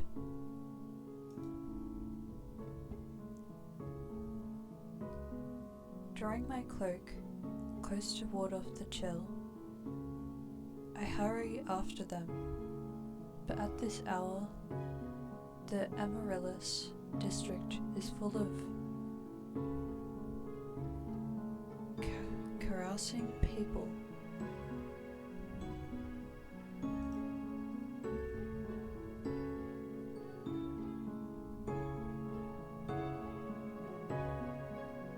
While Min slips through the crowd with surprising agility, I struggle to keep pace.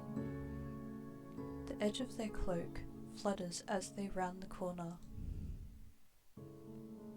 Determined to at least try and catch up, I take the same turn into a dim side street.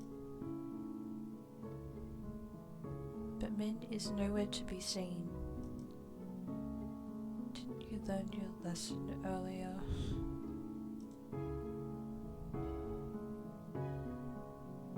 I nearly jump out of my skin, welling to find Min right behind me. They don't even look ruffled. They fold their arms, pointedly staring me down. I thought nearly getting eaten would teach you that being out alone at night is dangerous.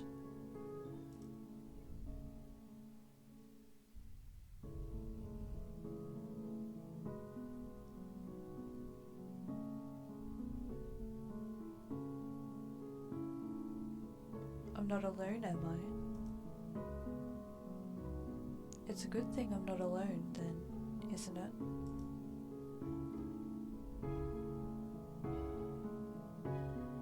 Min looks at me in blank confusion for a moment, before realization dawns.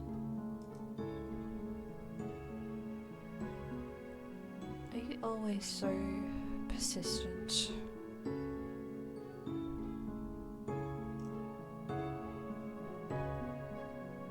I don't really know how to read them. They shift between aggressive and hesitant without warning, and I have no idea how to tell which way they'll swing.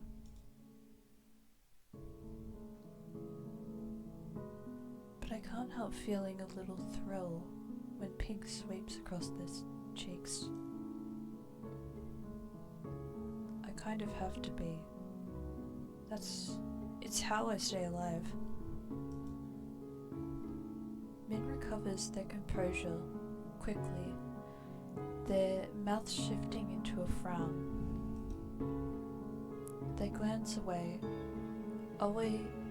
eyes sweeping across the street. You've been lucky so far, but it won't last. Nobody in this city is trustworthy. Not even you? Especially not me.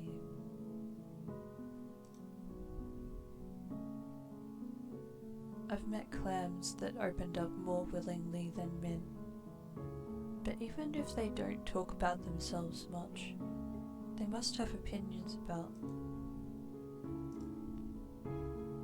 You and Crush seem to get along though. The tense lines of Min's features soften. He's an exception. Few people are willing to help others. Fewer when there's any risk involved. And of them, Crush is unique.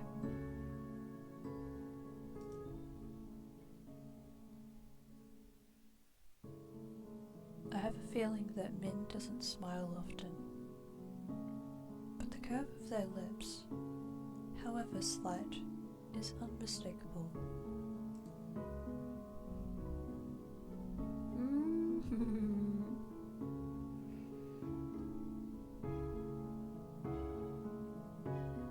I like to see that.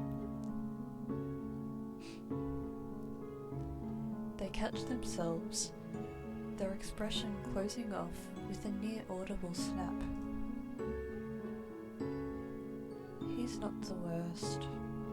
A decent doctor, even if he asks too many questions. But nothing is really free here.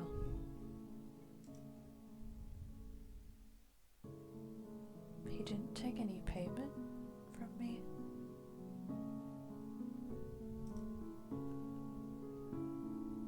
He rarely does. That just means he's paying down the debt elsewhere.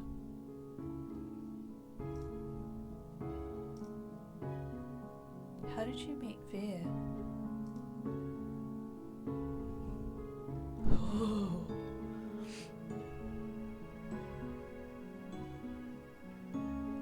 Min's face scrunches like they've just bitten into a rotten lemon.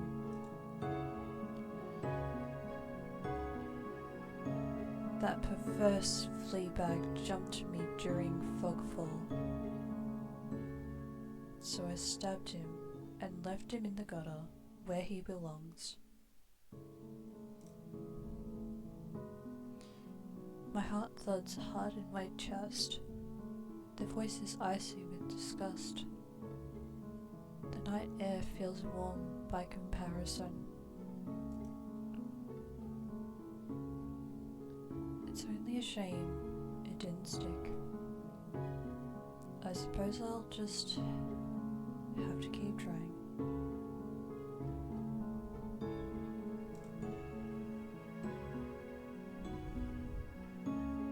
I swallow hard, a sour feeling twisting in my stomach. I take it your opinion hasn't changed?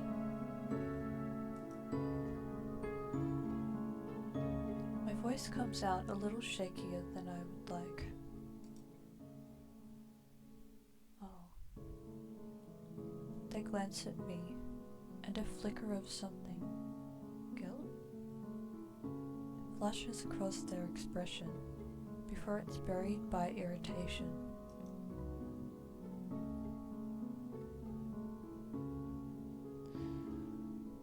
He fucks with people for kicks. Every sentence out of his mouth is either crass innuendo or a conceited put down. And whatever he's done is bad enough that the Cenobium has him on a leash. There are monsters living on every other street. He's the only one who needs a muzzle before he's taken out for a walk. Belatedly, I close my mouth. Leander seems fond of you. Buck.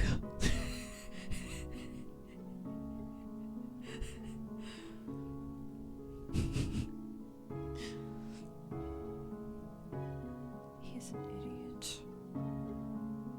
An obnoxious blowhard who can't shut up to save his life. The words are harsh, taken at face value, but it's at complete odds with the flush creeping across their cheekbones. Is that all? They huff. It seems to physically pain them to speak again. He does acceptable work. He pays on time, which is more than I can say for most. And his bloodhounds look after Lowtown. If he was capable of being quiet for more than 10 seconds at a time, he'd be almost tolerable.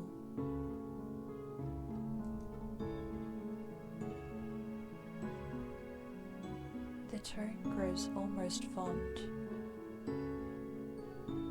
but then their brows draw together as they glare at me. But I'm not one of his bloodhounds. If he told you otherwise, he was talking out of his arse, as usual. He has work to offer, and sometimes I take it. That's all.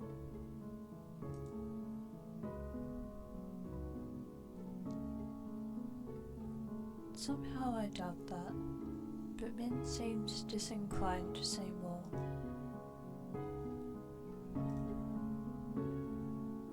You don't seem to like eyes.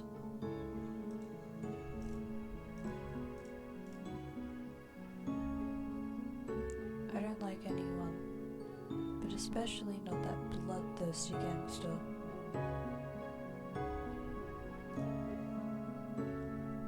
The words tumble from their mouth before I can even finish my sentence. Did he do something to you? Beyond existing? No. But I'm not waiting around to get hurt first. That sea spring he runs, with all those smiling red-eyed people. I suppose his one saving grace is that he hasn't forced anyone to drink from it. Yet.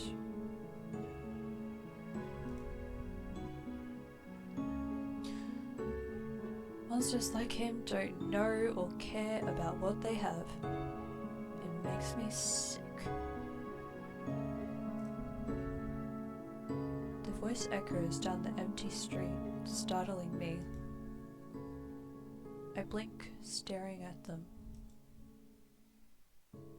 You really don't know monsters, do you?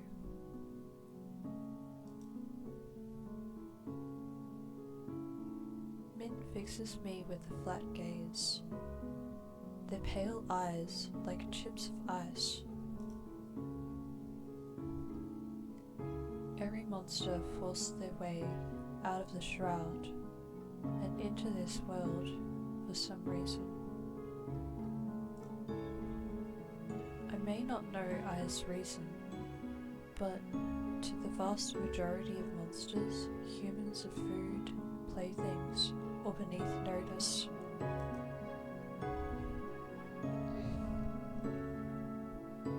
That may simply be their nature, but I don't have to like it.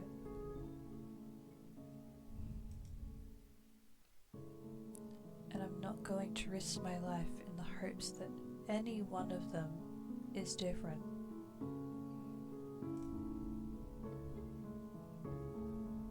A lot of humans fear or hate monsters, but there's something different about how Min talks about them. It sounds personal.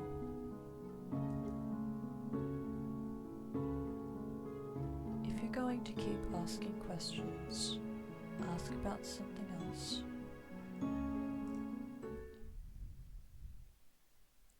Doors bang open at the end of the street. Light and laughter pour out of the bar, followed by a group of giggling people in white uniforms. Cenobium students have a night out on the town. Min hesitates only for a moment before they start down the street, in the same direction as the students. When I follow close on their heels, they grimace, speaking through gritted teeth.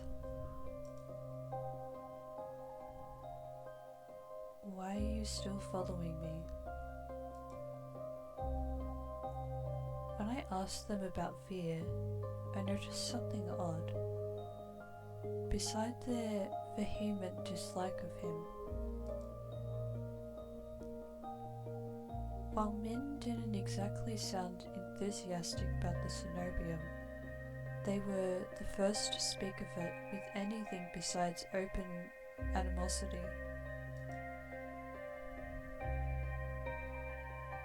Ahead of us, the students pile into another bar. Min ducks into the alley next to it. If nobody in this city is trustworthy, what about the Cenobium?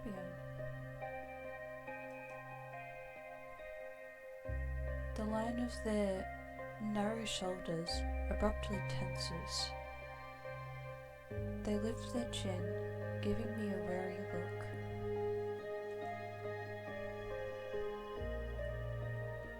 Crush must have warned you about the nature of the city's currency. Right, information and secrets. I fidget, uncertain.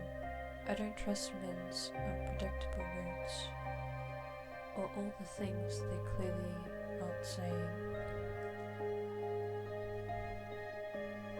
Their eyes dip towards my hands, passing over the bandages like a razor.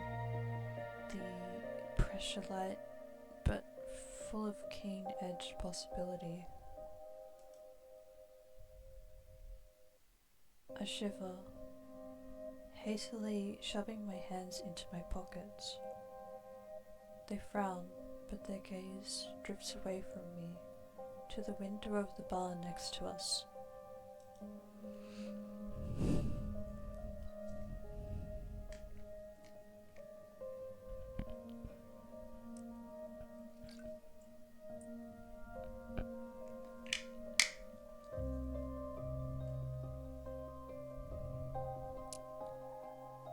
It's opaque, either frosted glass or caked in dust, but some of the warm light diffuses out into the alley.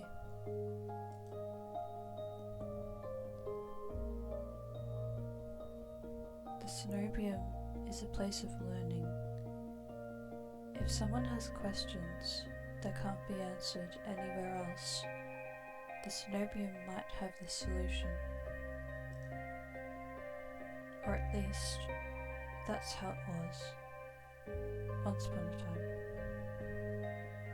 These days, its doors are closed to outsiders.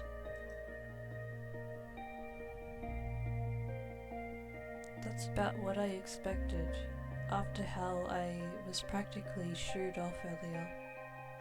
Just as I start to relax, they speak again. Whatever you're looking for there, the cost may be higher than you're willing to pay.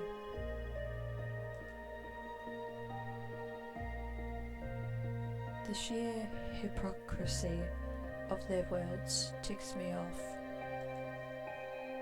What gives you the right to talk when you're doing the same exact thing as me? What questions are you asking that only the Cenobium can answer?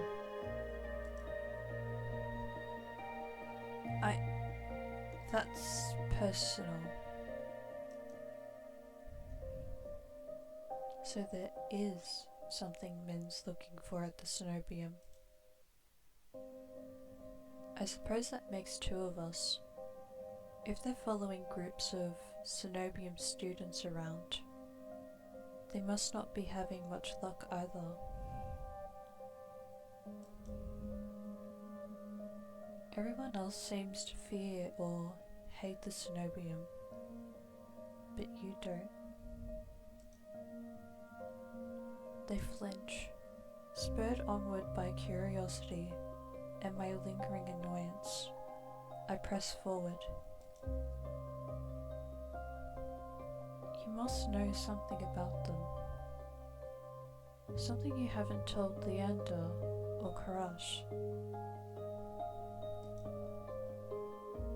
But they're not letting you in, which means you're one of the outsiders.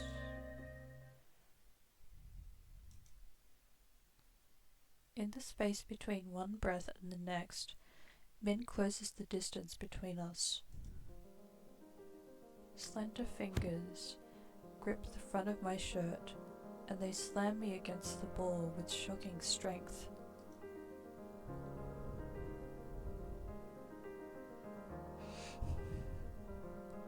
The force of the movement knocks their hood back, messy hair fluttering around their face. I'm standing on tiptoe. Min's lifted me nearly clear off the ground with a single hand. The realization sends an electric tingle down my spine. But before I can begin to wonder what that's about, Min snarls in my face. You don't know what you're fucking talking about. The angry twist of their mouth draws my eyes down to the beauty spot at the corner of their lips. I can't seem to stop staring at it.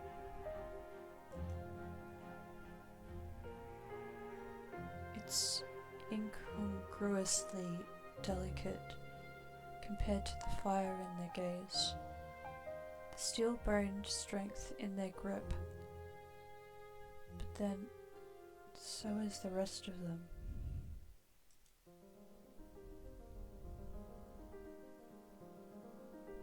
Neither do you. We're practically strangers, so why are you acting like you know anything about me?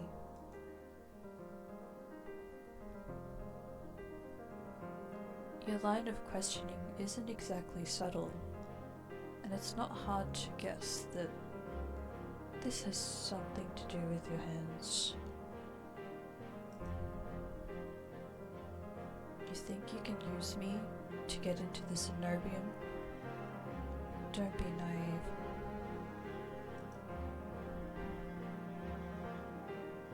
I don't get angry easily. I can't afford to, when a moment of carelessness could be fatal. But when they mention my hands, my temper flares hot. Who says I'm the one who needs you?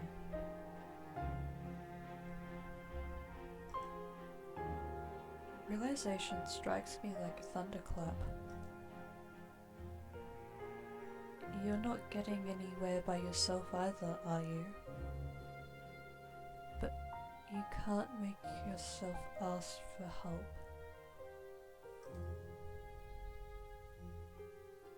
You're stuck, and it's your own fault.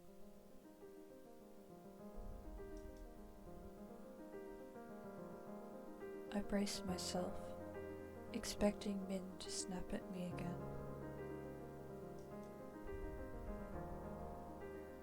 Instead, their gaze drops, eyes falling away from my face. Their brow furrows in frustration, but the twist of their mouth is miserable. Their voice trembles, almost imperceptibly, when they speak.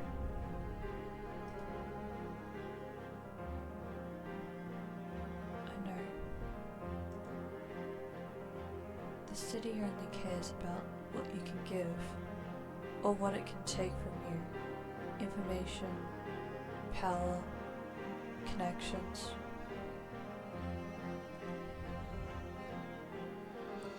If you're an outsider here, nobody will help you. Nobody will even try. You don't belong anywhere.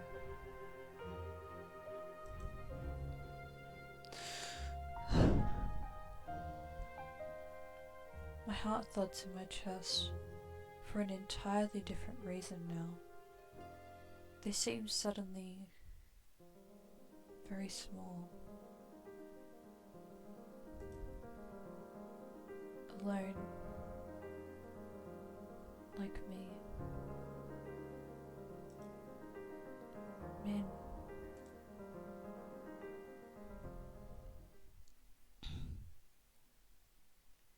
Min jerks backwards, releasing me so abruptly that I nearly stumble. Maybe they realized how close we were. Maybe they said too much.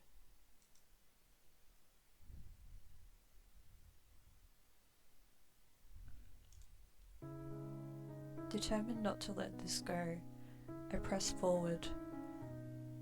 Min takes another step back, but this time they're the one with their back against the wall.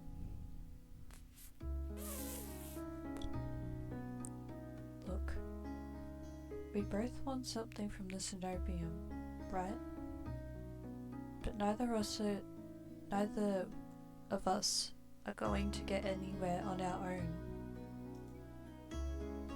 We could help each other. It's worth a shot, don't you think?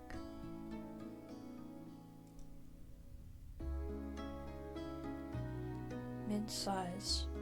They sound annoyed, but any real hostility seems to have gone out of them. You've made it this far already. I'll grant you that. But if you're looking for help, you should look elsewhere.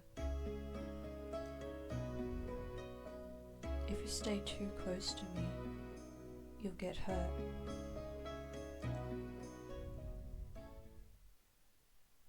Before I can think of what to say, the tavern doors bang open again. The Cenobium students spill back out, considerably drunker. Their ranks seem to have swelled with other barflies. The group floods back into town, towards that great tower rising moonward. Moonward.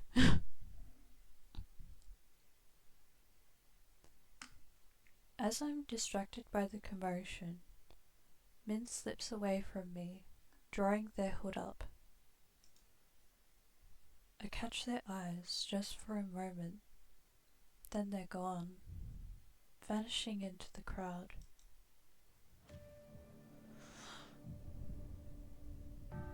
Oh.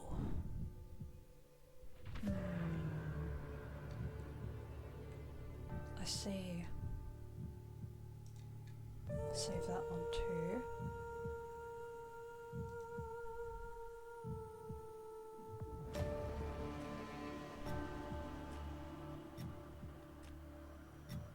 Wait. Oh yeah, I think it's done. That. Okay.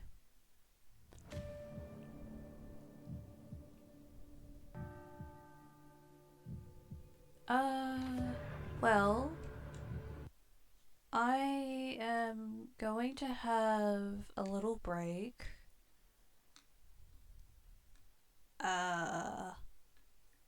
But I will be back soon. I'm gonna get some food. Yeah. Feel free to chat. View while you watched. While you wait. Yeah. Same thing. View/watch.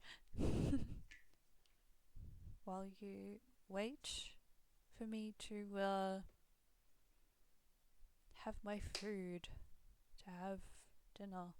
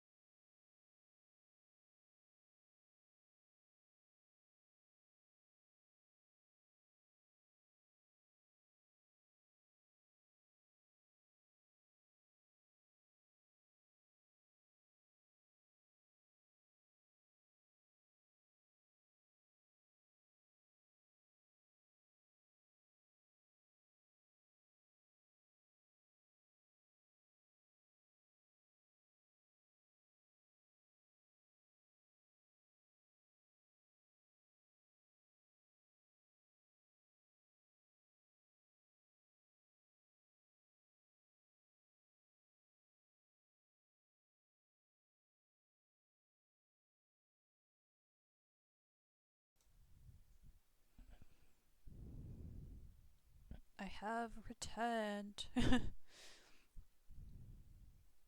Okay. Now, continuing. So,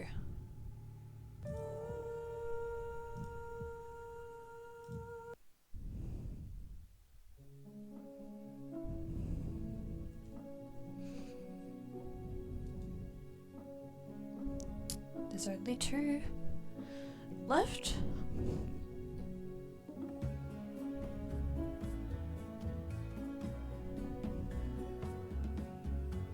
Oh wait, yeah, there is. I've talked to 3.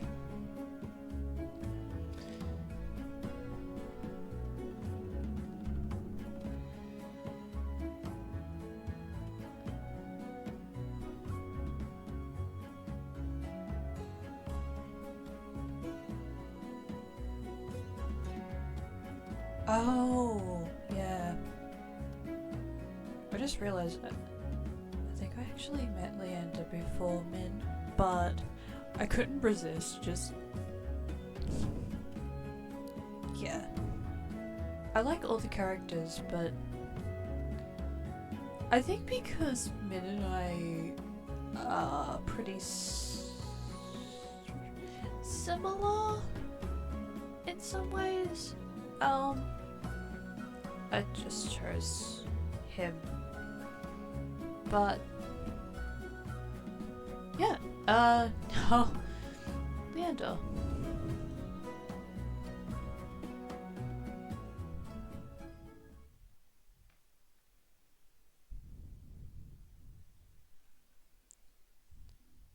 For the second time today, I find myself squeezing through a crowd to reach Leander.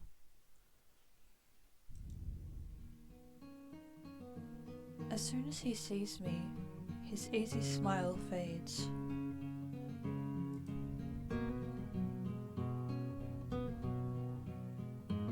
Are you alright, Jean?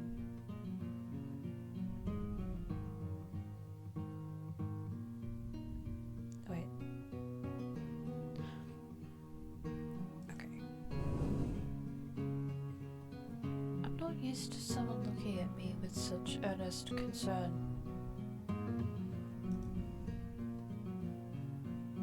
I've been through worse today.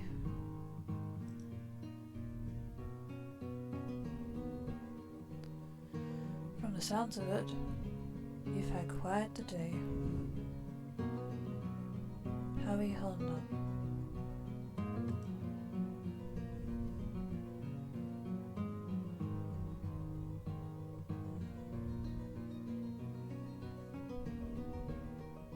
I'm fine. Well, I'm still alive. That counts for something, right?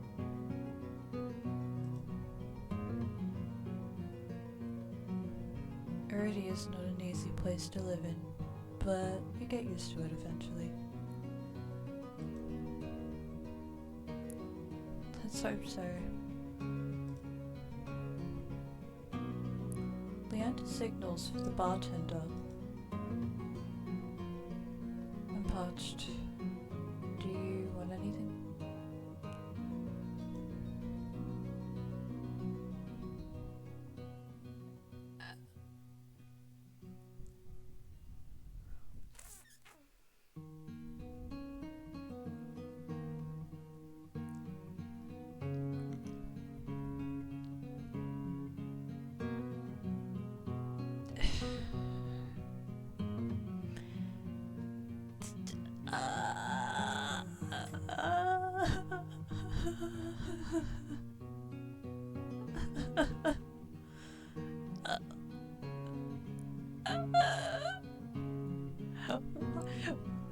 I always give this such great thought.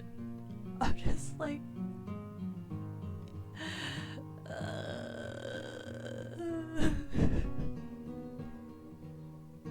oh. I'm good. Just water, please. Make that too. Once he's ordered, Leander turns back to me. Did you at least get to try any good food?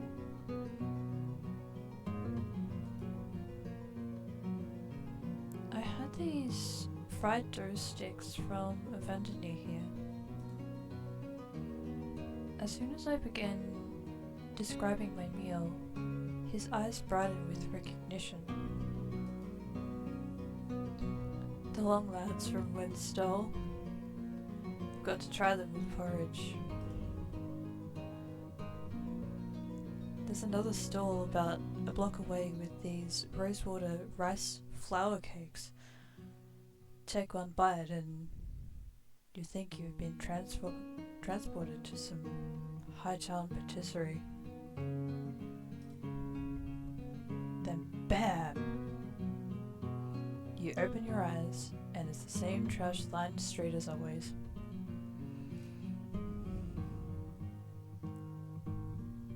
When he laughs, his hair falls over his eyes.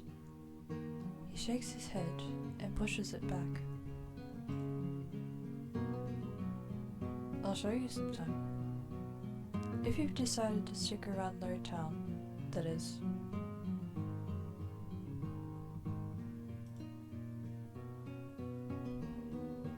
The Iridia Leander describes...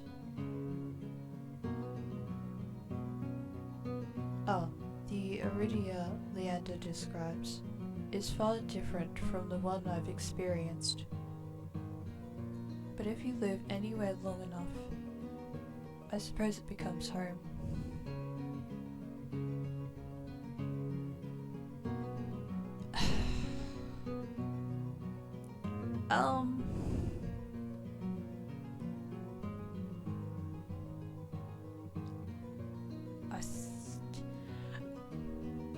I'm gonna hold my tongue. I'm not gonna say that. Just simply put, everybody has their own opinions.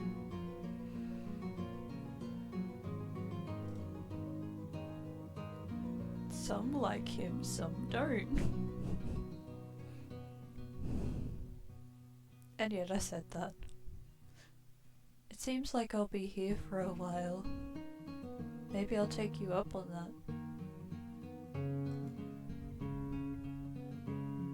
The bartender returns with a pair of glasses and pushes them our way. Cheers. Leander clinks his glass against mine.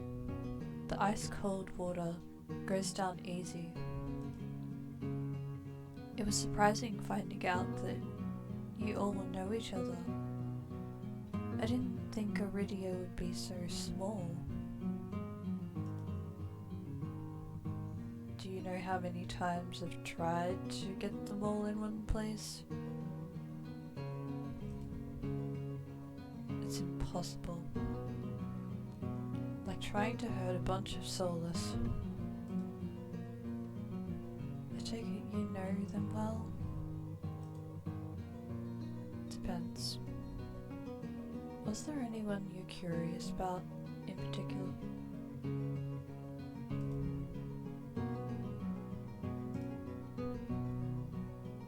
Mint's interesting. Not very forthcoming though. Min. My favourite grouchy freelancer. What's your impression of them?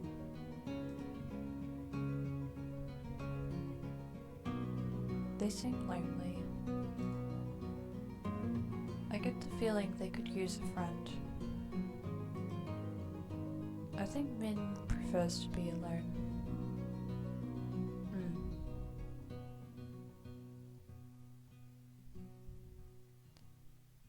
The thing is, I chose the other option because I don't see him as irritable. He behaves like a tsundere and I like tsunderes, so like...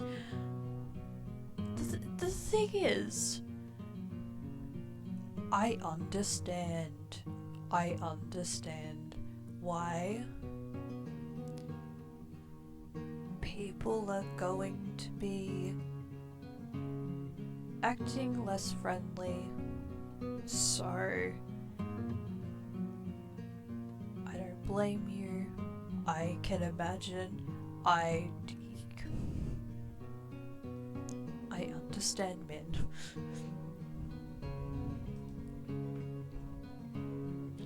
What makes you say that?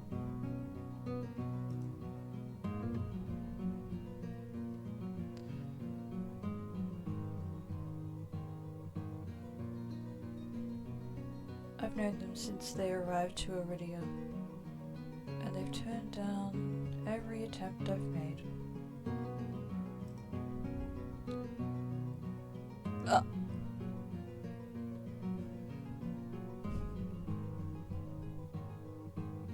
Here we go. Well, almost every attempt.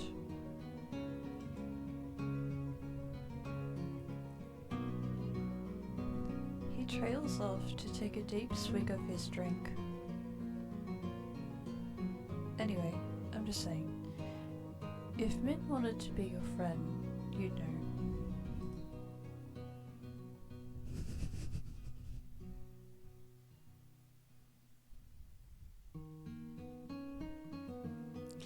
Now, you see, for a guy like Leander, I'm just like, I don't mind what is going on with you and your partners, but I personally just want to see you as a friend, and wouldn't see him as more than that.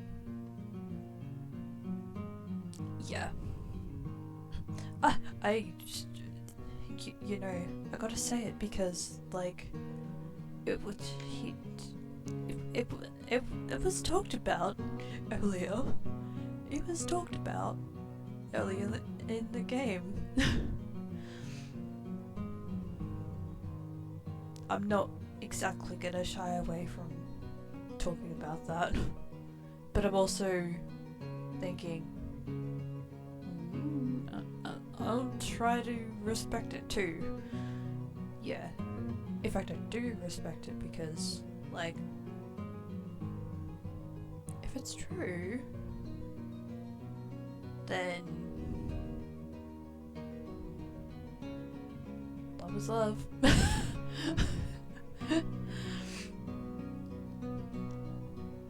Yeah.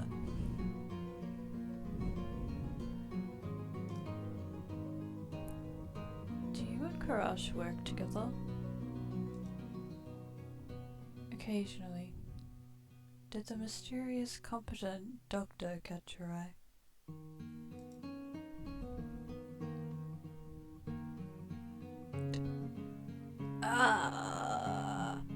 They know.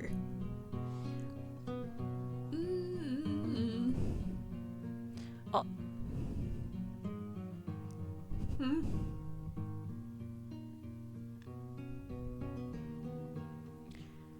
Can I say both? I want to say both. Because, like, he seems kind of mysterious.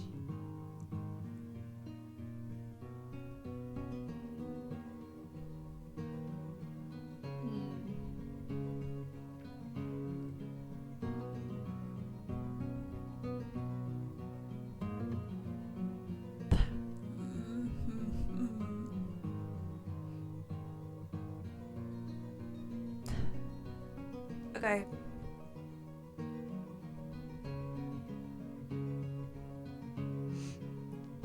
I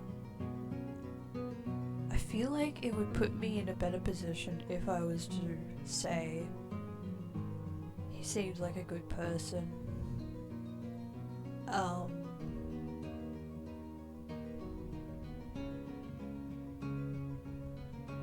Because he did help. He has been helpful. Though I suppose it would seem like he might not be a good person to everyone.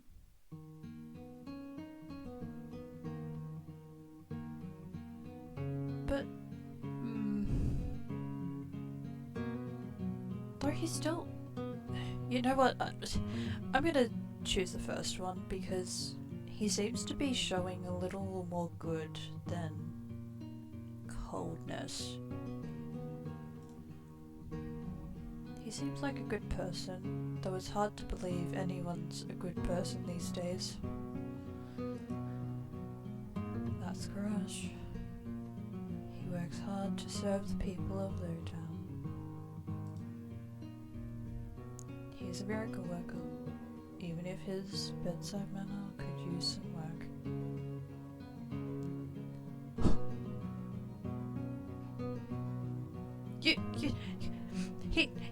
He's not shy either. He's...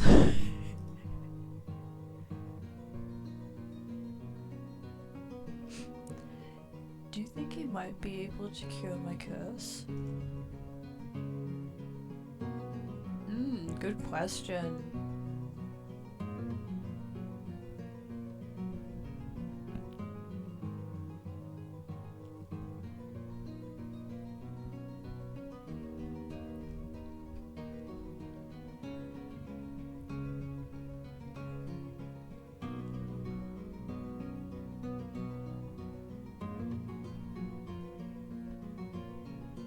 So I will be honest. I spent the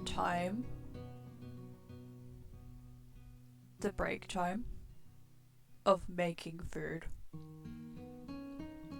but I haven't eaten it yet, so I just have cookies that I will munch on, because that's not going to be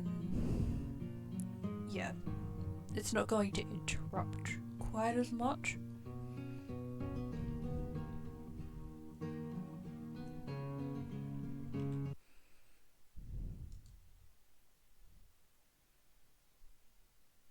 Okay. Leander starts to speak, but pauses to consider me for a moment first.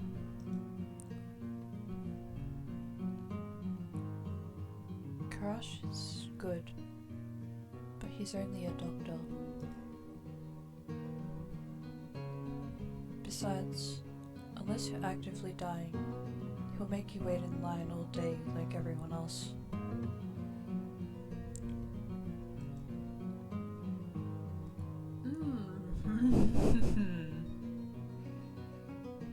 Okay. So you're friends with Ice. Have been for a while, but he's rarely in town. Where'd you run into him?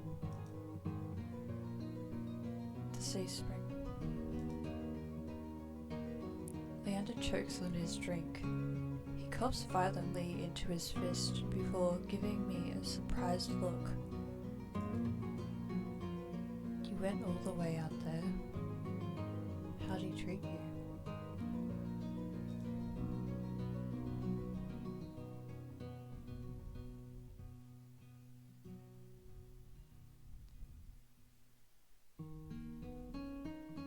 I'ma say it. He was intimidating. Intimidating, to be honest. Don't let it get to you. Ice does well in Iridia because he knows how to scare people. He's a monster. You really don't think he's a threat? Not in the slightest. I like to think of us as rivals.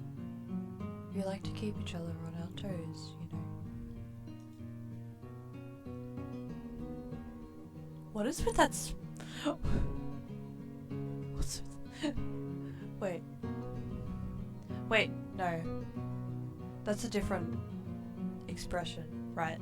That's okay.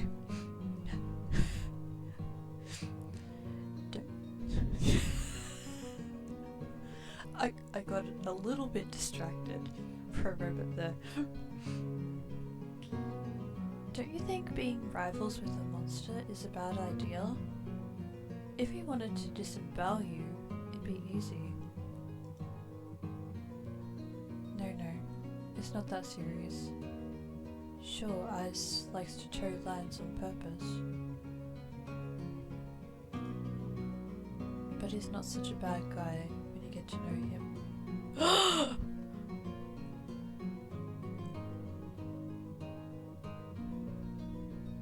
Holy.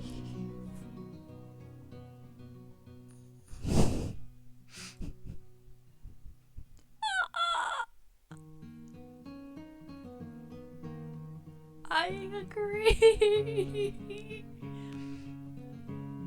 Oh my gosh. Dude, I agree.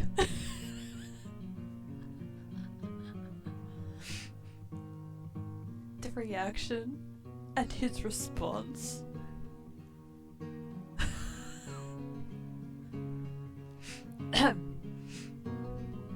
Well, anyway. Leander sighs and takes a swig from his glass. Oh, I am curious about this one. What do you know about Veer?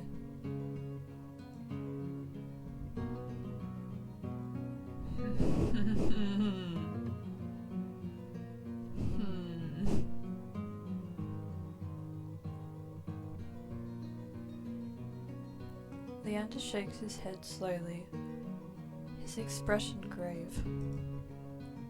Veer, a living example of the Cenobium's cruelty. Most days they keep him on a short leash. I'm surprised you ran into him. So tell me, what do you make of him? He's rude. I mean, that's not wrong, but also,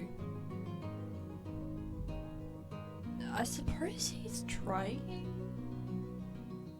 to make an effort to be nice. I want to know more. I want to know more about him. Wouldn't we all? He's mysterious, and not just because the Cenobium keeps him locked up. The way they treat him is just not right. Do you know why he's a prisoner? Nobody knows. He's been imprisoned for as long as anyone remembers, but whatever he did must have been awful considering the punishment. He's charming, but like any monster, he's dangerous. If you ever see him out hunting, you'll know what I mean.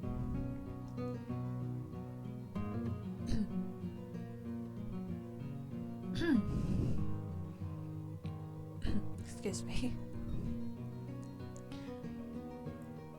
Leander swirls his glass, choosing his next words carefully. Don't fall for his looks. He'll rip your throat out for fun. That about covers it. Aren't you tired of standing?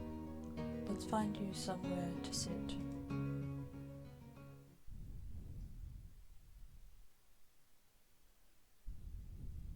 Leander pushes away from the bar, beckoning me to follow him.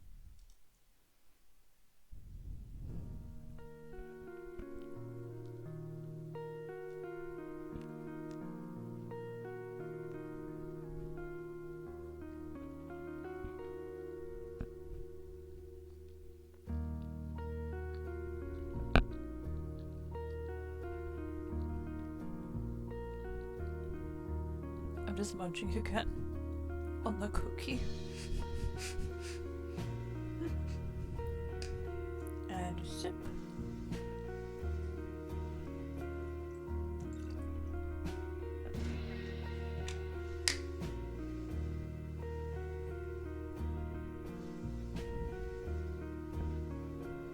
I'm actually glad I spoke to these characters in this order because it seems to connect fairly well.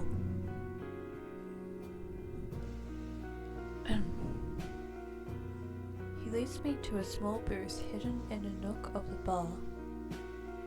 A pair of bloodhounds noticed him and immediately leaped to their feet, offering their seats to us. As I slide into the booth, a web of graffiti scratched into the booth's tabletop catches my eye. The deepest grooves form the outline of the dog from Leander's posters. Dozens of roughly etched names surround the drawing, some fresh, some well-worn. What is all this? It's a tradition. Whenever someone joins the Bloodhounds, they have a drink with us, and then they carve in their initials.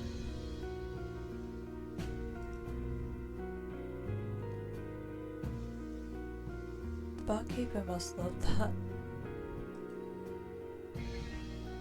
After the first year, she finally stopped charging me extra for damages. 2 years and countless drinks later, she added her own name. You're not planning on recruiting me, are you? He quickly shakes his head. Not yet.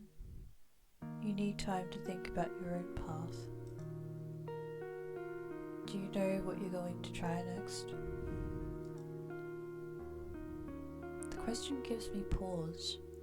I take my hands out from under my cloak and rest them on the table.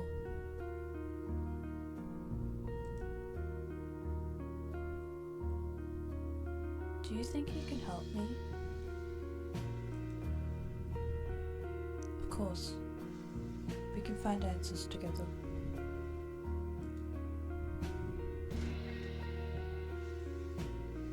Leander starts to reach for me, as though meaning to take my hand before stopping himself.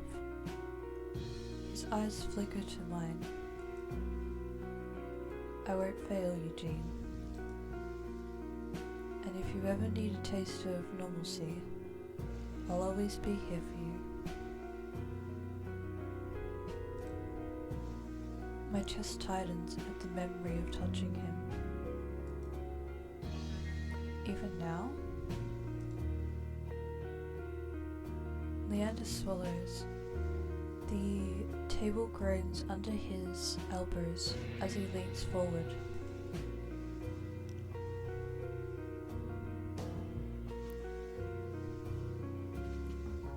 The booth is so narrow that he completely blocks my view of the bar counter. It's almost as though Leander and I are completely alone.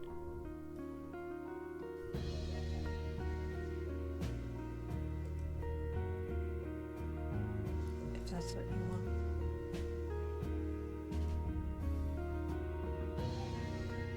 How did it make you feel?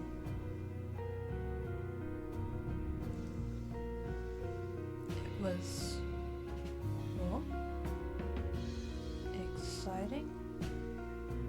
I don't know how to describe it.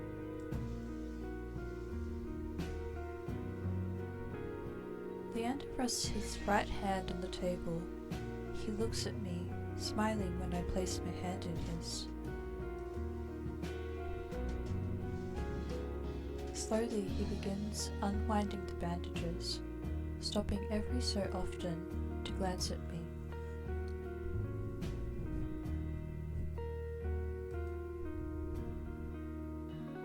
As my skin becomes visible, I cast a nervous glance around the bar.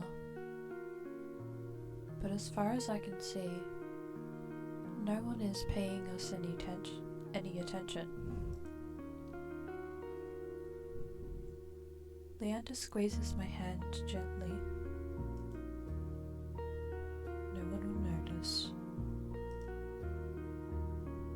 pulls back, raising his hand to his mouth as he can tug his glove off with his teeth. The muscles in his forearm tighten as he flexes his fingers.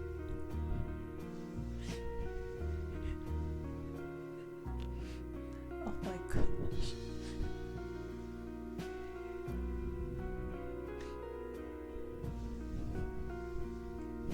Pause.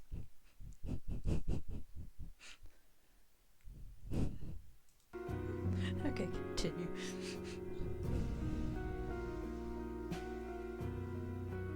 Our eyes meet, and Leander offers his hand again. There you go. Hand holding on demand.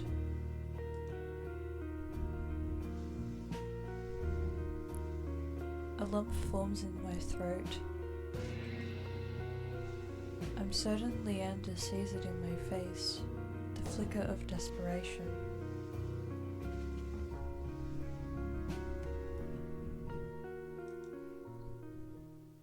His voice lowers to a whisper. Oh, another person whispering. Okay. Anything you want, Jean. Touch his hand. There's no other option, so I can actually get away with this.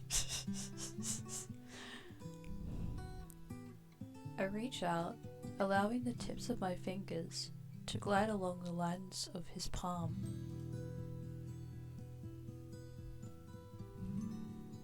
Maybe not so easily. He shudders with a nervous laugh. That tickles. Emboldened, I twine our fingers together and give an experimental squeeze. His hand is soft. Somehow I expected it to be more rough. Leander looks from our hands to me and smiles. Nice, isn't it? Yeah.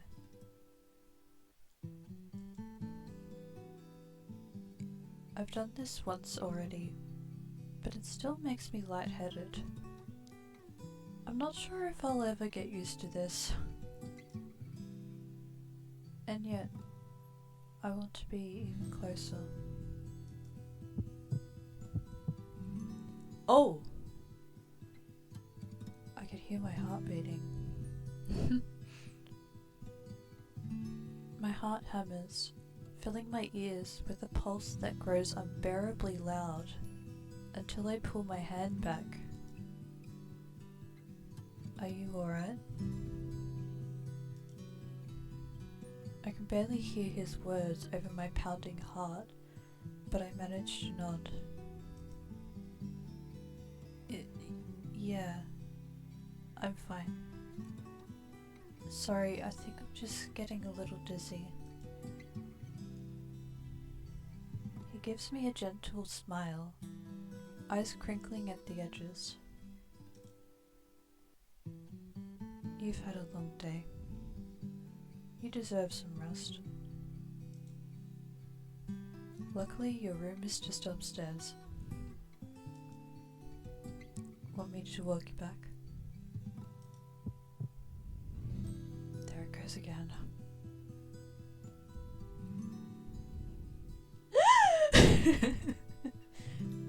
Ah!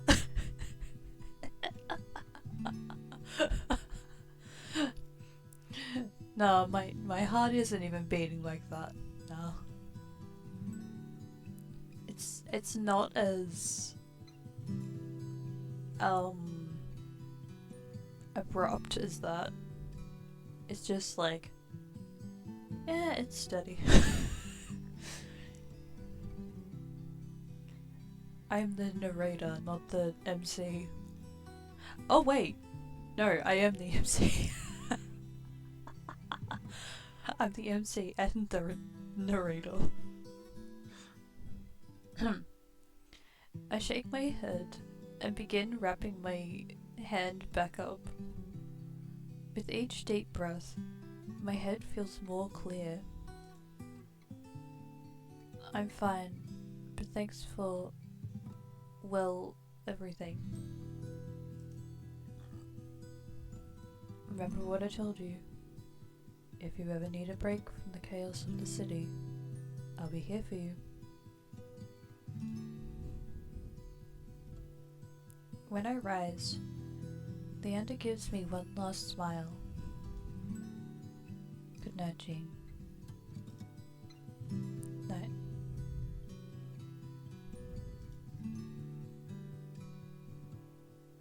I trudge up the stairs, but even as I leave Leander behind, the warmth of his skin still lingers on mine, burning through the bandages.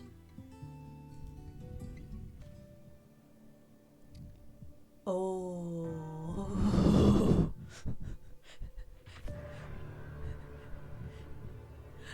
Okay, so we are up to the last character.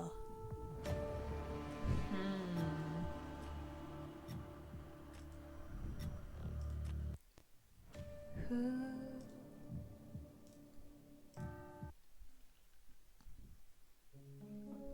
Just a moment. I'm going to have a bit of my dinner.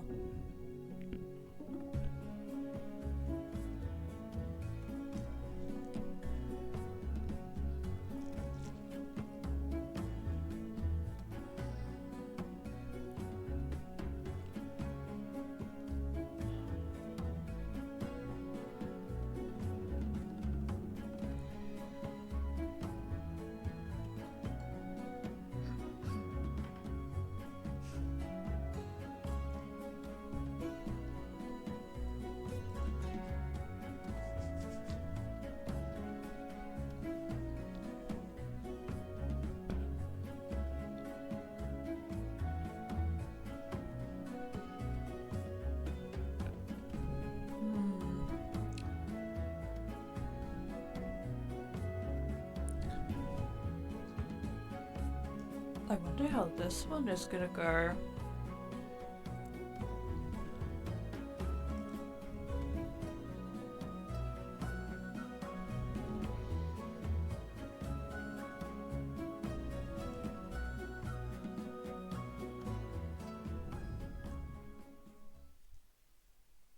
Morbid curiosity draws me after ice. I slink out the back of the wet wick.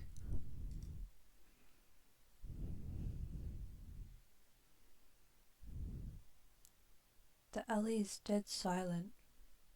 Not really what I expected from a fight.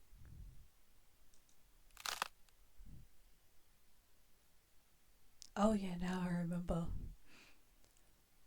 A dull crunch reaches my ears, then a thud. I peer around the corner of the building, careful to keep hidden. Dark, glistening red spatters the ground, spattering through the seams of the cobblestone. It guides my eye to a collapsed body across from me. Once so violent, the roughneck is now little more than a sack of crumpled flesh, blotted with mud. Oh, okay.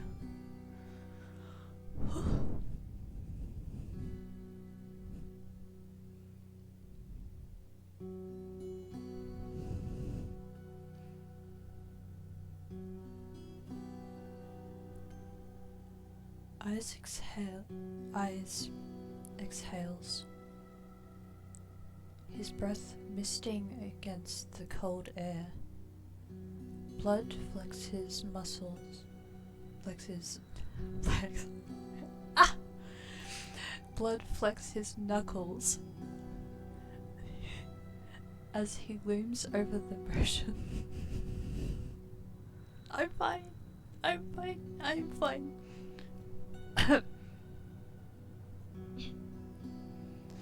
Looms over the motionless body, his feet on either side of it.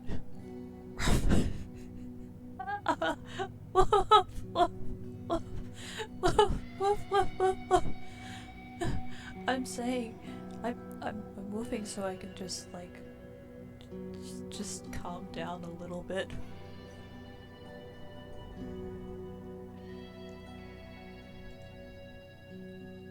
Fear spreads like ice in my bones. Moments ago, he was joking and friendly with the others, but now Isa's crimson eyes find me in the dark.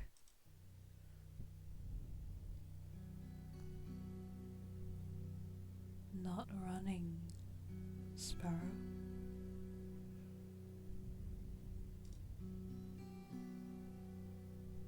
I warily rise to my feet, moonlight illuminating my face. I thought I was out of sight. Got eyes in the back of my head.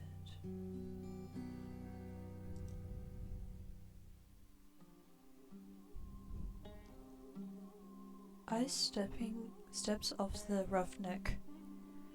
My eyes stay locked on the body. It's wet with layers of blood and grime, completely still.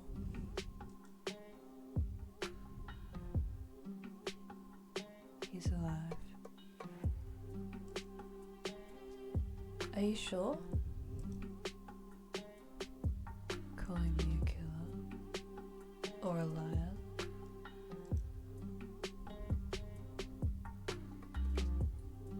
Liar. Which I guess is both. In that case, he's dead. I squinch, and he smokes back.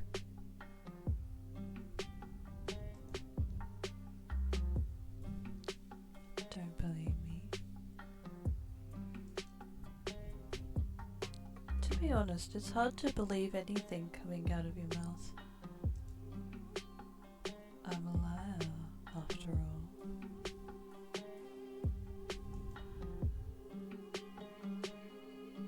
His bloodied knuckles catch his attention. He tries to rub them clean, but ends up smearing the blood around more. I keep making bad impressions on you.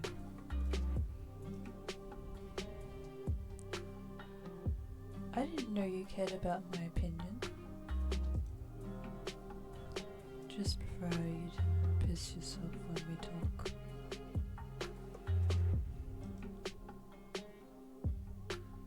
Annoyance bubbles in my chest. Well, I'm not pissing myself, even with your bad impressions.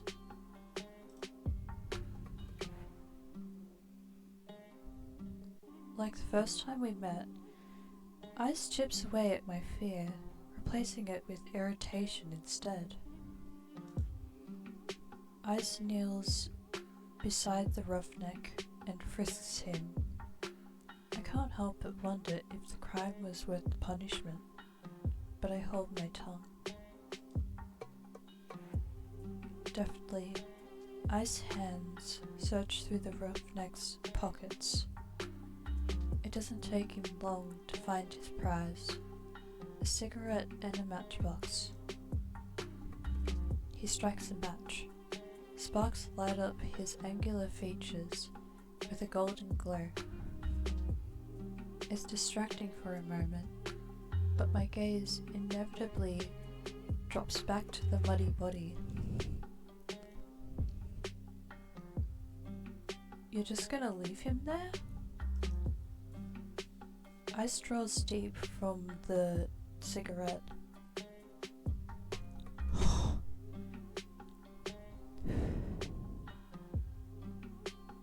He exhales heavily, smoke curling past his lips. I breathe in the sweet, spiced scent of clothes.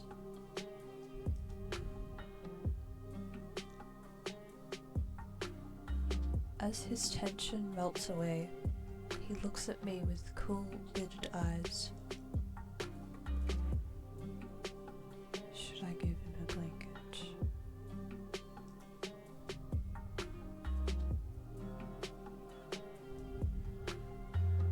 Unbothered by the maybe corpse, he takes a seat on a crate opposite the bar. I stand awkwardly, forgetting why I came out here in the first place. An unpleasant silence stretches between us. Weather's nice. Cold, murky and humid, he means. I want to believe he's teasing me, but for all I know, this is pleasant for Iridia. Miss Princess Grew company.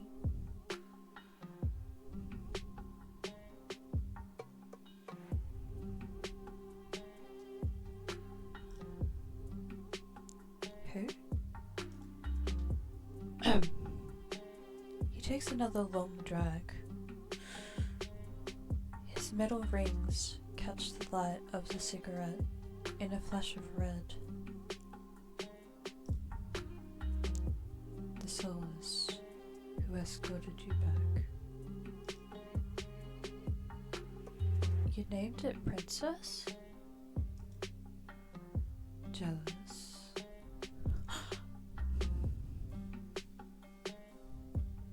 I return his smile.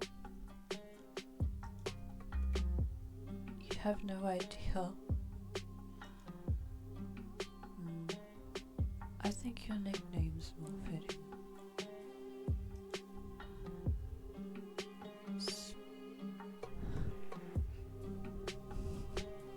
Excuse me.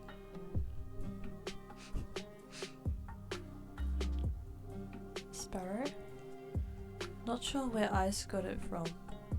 Maybe I should tell him to call me by my name, but it's kind of nice. Not that I'd ever tell him that, but I can dissect my feelings. I quickly change the subject back to the Solace. Yeah, let's change the subject.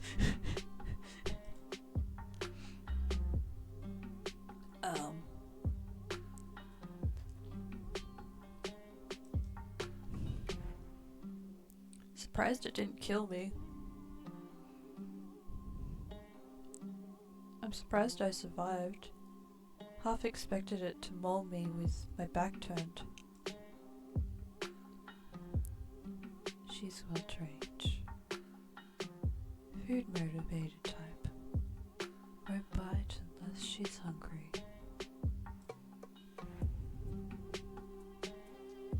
Sounds about right. The idea of tamed Solace is still so outlandish to me. I was mauled by a mindless, bloodthirsty beast, and he's talking about them like they're pets. But it's possible, all because of the sea spring.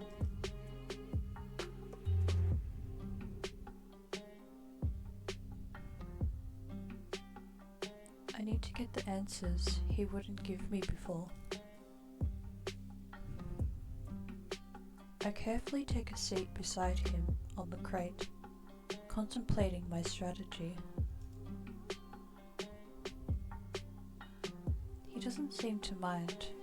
He closes his eyes, tilts back his head against the wall, relaxed. Without the pressure of his intense gaze, I feel myself ease up too. As long as I keep my attention away from the bloody heap across from us. I glance over at Ice and allow my eyes to linger. Same.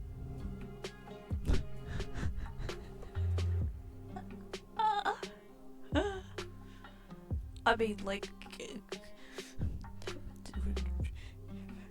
with the same.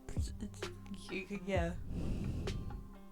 Somehow I'm almost spot on with my reactions and, like, yeah, how I speak. A sea glass coloured tattoo spirals up his arm, painting over grooves of muscle. Silver jewellery glints in the moonlight. It draws my eyes to his bare chest. Rough hands, carved jaw. His ears, his horns, his pupils. Everything about him is sharp. Even the fangs that only show when he grins. But my attention's drawn back to the tattoo. Something about it feels unnatural, as if the tendrils move when I'm not looking.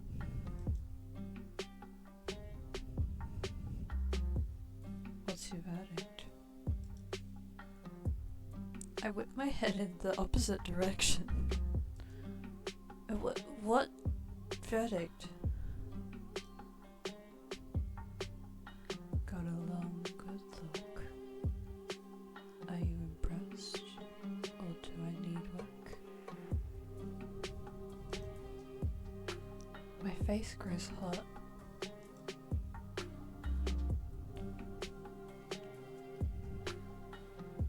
Baka.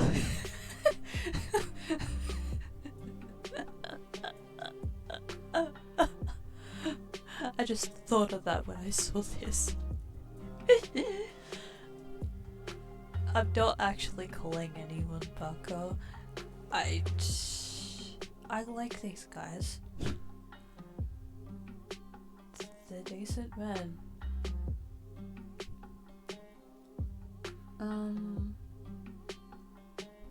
I've seen worse. I guess I've seen worse.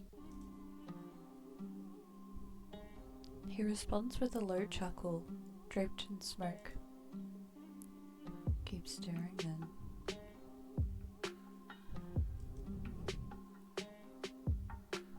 My embarrassment spikes. Without thinking, I blurt out a change in topic. I have questions about the sea spring. Boredom eclipses his amusement in an instant, and he closes his eyes again. Of course I do. Thought I made myself clear what you'd be giving up. Before you kicked me out to go drinking, I still need to know more.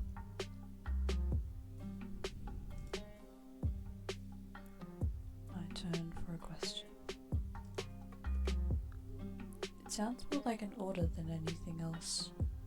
I bristle under his narrowed gaze.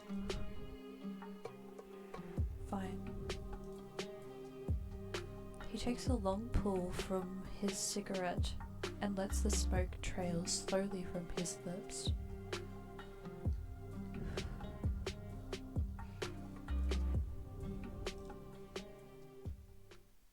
Your curse. What about it? This song and dance is all too familiar. The selfish questions come first. What does it do? Is it painful? Can you control it? I brace myself for the inevitable onslaught. Is the thought of living with it really so unbearable?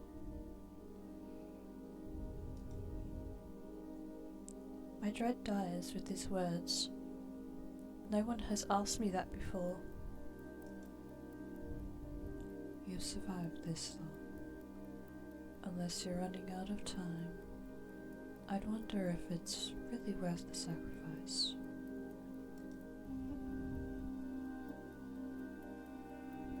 He flicks the cigarette aside and props his head on blood-smeared knuckles. But what do I know? I'm just an outsider. My fingers fuss with the trim of my cloak. Ordinarily, I'd feel annoyed, but now my chest feels tight.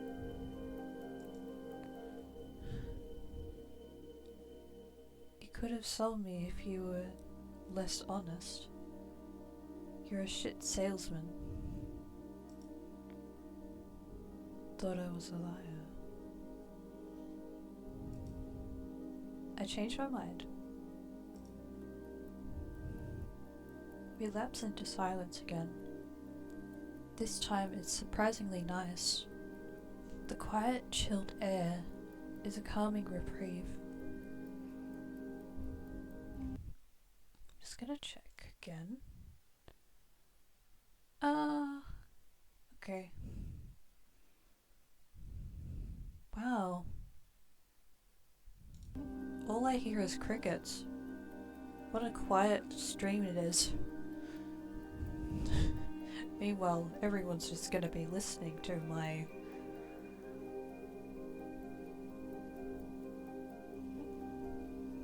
voice.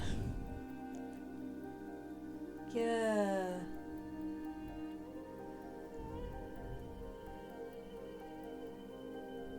Well, at least people are watching and seem to hopefully like how I'm speaking for these character dialogues. We lapse into silence again. This time it's surprisingly nice. The quiet, chilled air is a calming reprieve. You know, you didn't seem like an outsider back at the bar. A lot of people like you. Ice raises an eyebrow, a brow, at me. I start by asking about, ooh, here we go. Asking about the boys. Oh wait, asking about the men. I was surprised to see that you and Veer are close. Blessing and a curse. From what I've gathered, most people think he's, I don't know, an asshole? And what is which? I wait for him to elaborate or add his thoughts, but he doesn't. So what do you like about him? He lets out a quiet laugh, as if amused by my question. Lot of things. You already named one. You like that he's an asshole? No question mark. Temperament matches the drapes. Looks good in blood and better in tears. Favorite thing's the tail. Sometimes it frizzes up if you... He catches himself, clears his throat. It's hard not to let the disappointment show in my expression. Vera is one of the most honest people you meet. Just don't listen to a single thing he says.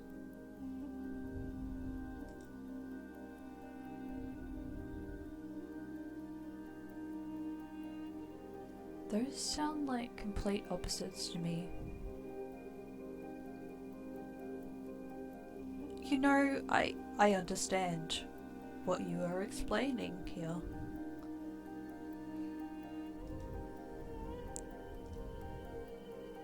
I didn't know that you and Karash were friends. In a way, I help him in the clinic sometimes. Doctor doesn't let most people close than arm's length. And you do? Hearts on my sleeve. Get the sense Crush was like that in the past. Must have been burnt. He trails off after the last few words, then shrugs. He opens up in his own ways, if he's relaxed enough. I don't know how to even imagine that. You'd be surprised. Even the doctor has an endearing side.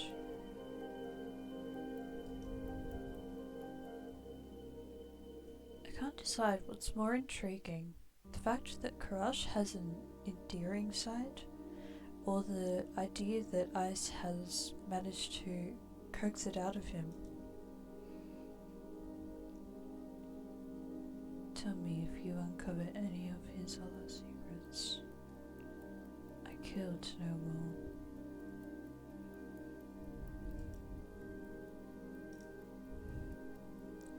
Maybe Min doesn't necessarily like you, but they definitely pay attention to you. Ice's reaction takes me off guard. He growls, pinches the bridge of his nose, as exasperated as I've ever seen him. I make enemies as easily as I breathe, Sparrow. Doesn't bother me.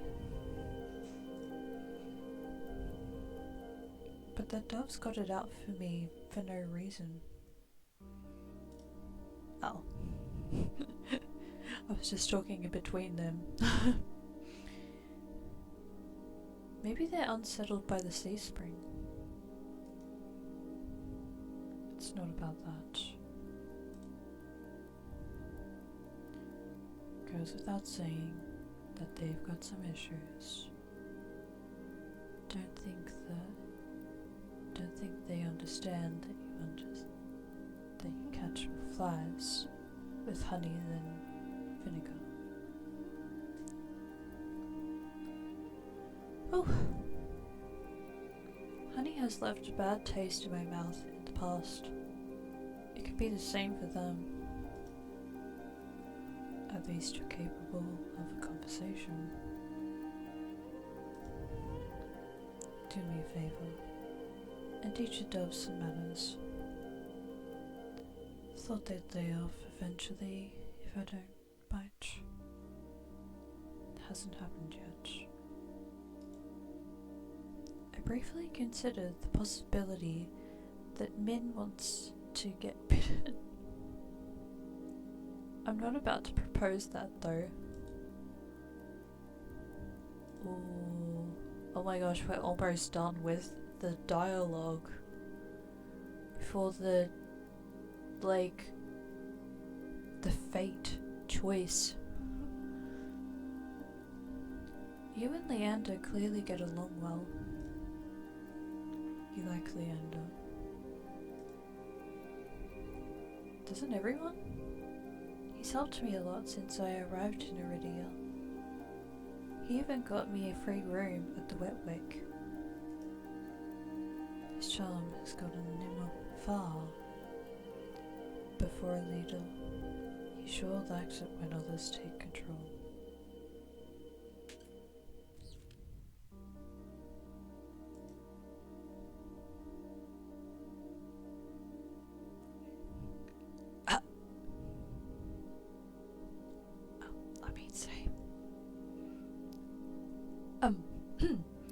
Part of me desperately wants to ask what he means, but Ice continues before I get the chance.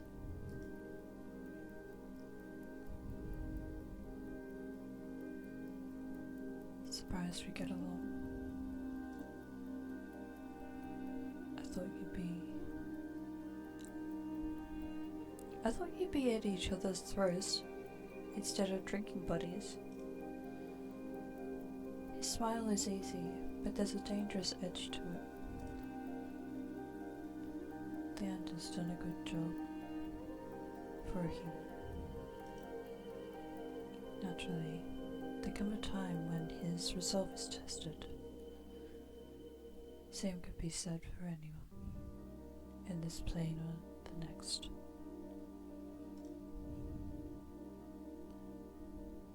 As for my resolve, well,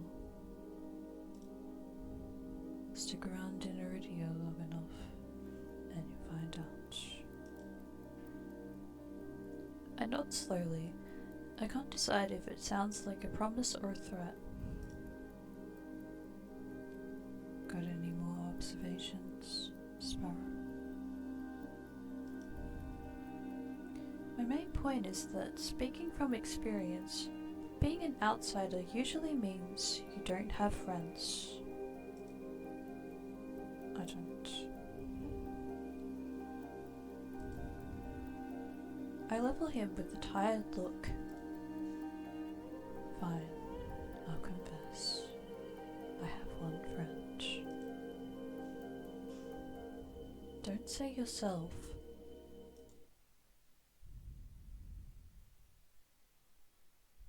Oh? Is that a word? Is that a name that shouldn't be easily spoken?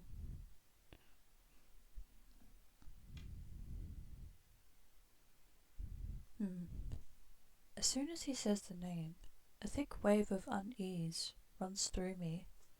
The same sensation I felt at the sea spring and in the outskirts.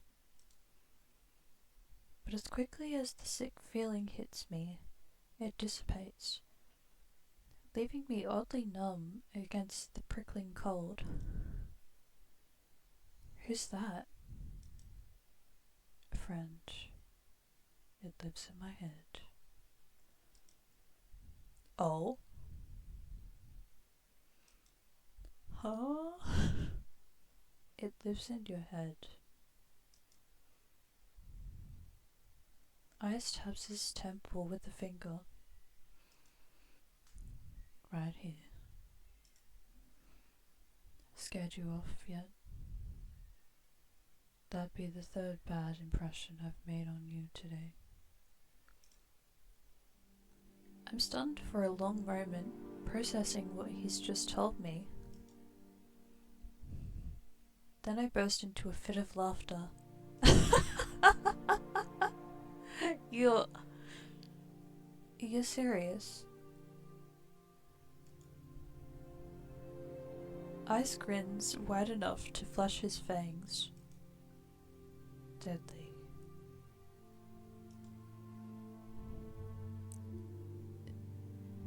It sounds so fucking absurd, I can't help it. On top of everything I've gone through today, it feels like I'm living a fever dream. I've come close to death more times than I can count. Encountered tame solace and a horrifying group mind. And now I'm supposed to believe that there's someone living inside Ice's head?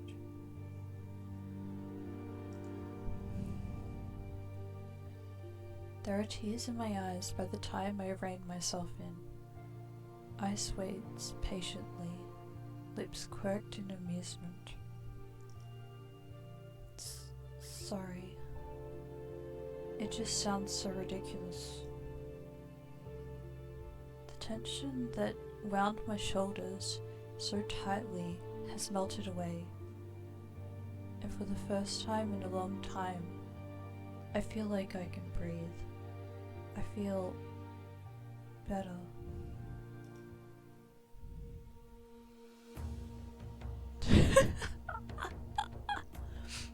Tukas, where the rat's ass are you?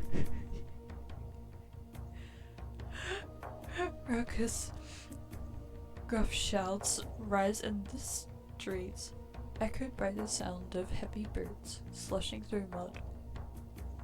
The voices share the roughneck's accent.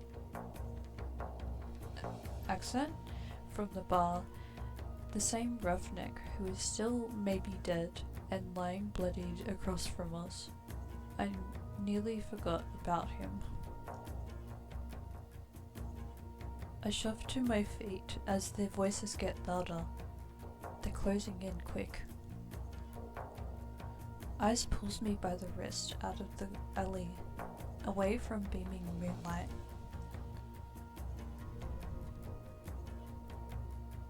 We dive into a nook between buildings, veiled in the shade of tattered canopies.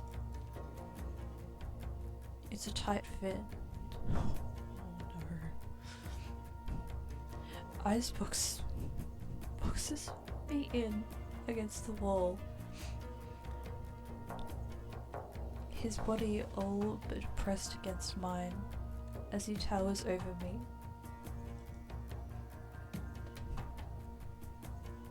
Is this really happening?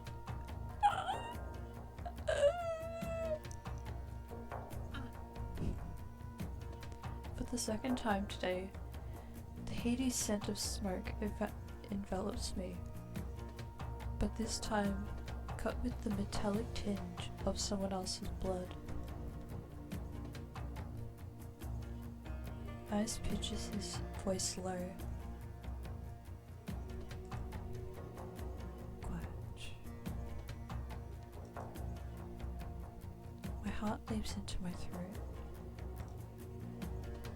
I'm suddenly acutely aware of the heat radiating off Ice's body. The feeling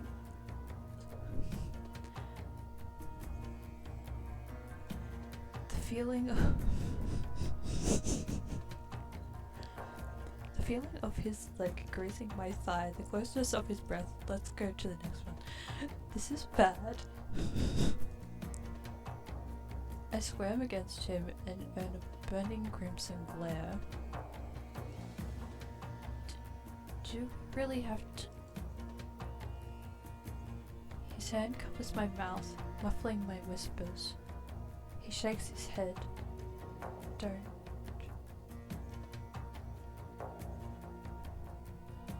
Damn, it's over here. Dukas, wake up, you bastard.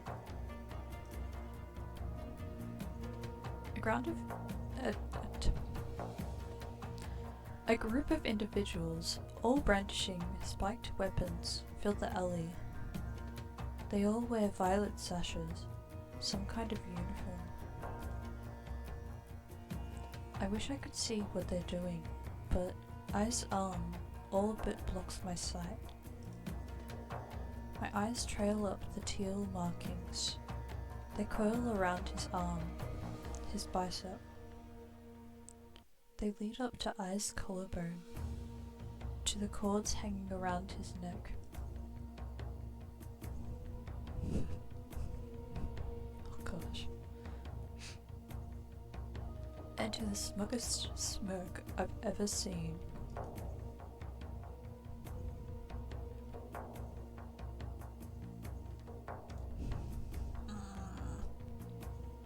I would love nothing more than to chew him out, but his hand is clamped over my mouth. I fix him with the deadliest glare I can muster. Ice responds with a wolfish grin, and I realize I've locked myself into eye contact with him. A thrill jolts through me, my face hot beneath his touch. This can't be happening. Why am I getting worked up in this situation? Voices in the alley grab Ice's attention this time. Shit. He's got more broken ribs than whole ones. What kind of freak did this? My gosh. Find the bleep sucker responsible. You three, take Dugas back to base. At least he's still breathing. The alley clears out as footsteps rush away from us. We stay still until they're distant, melting into the rumble of the quarter. Only then does Ice take his hand off my mouth. When we finally step back into the moonlight, the night air is ice on my skin. I feel dazed, and the need to keep my eyes off ice at all cost. Was that really necessary? The tremble to my voice is nothing but embarrassing. Staying hidden. Staying hidden was the best option. It would be a hassle to run into them with you there. What? Because I'm dead weight? Because 3 bad impressions are enough for one day. The answer is too vague for my liking, but he's probably right. Either way, I don't have the energy to argue. Come, Sparrow. Let's get you home before you're framed for murder.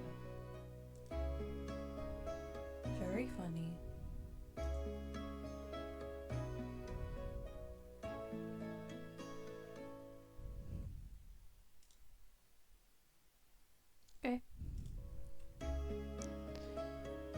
We reach the front of the Wetwick too quickly. I hate to admit it, but I don't want to separate from Ice yet. And not just because he never answered my questions. He's infuriating. As easily as he makes me feel on edge, he makes me feel safe, secure, somehow. You know where to find me. At the creepiest place in the world? Take your time before you decide to drink. I happen to like your shitty attitude.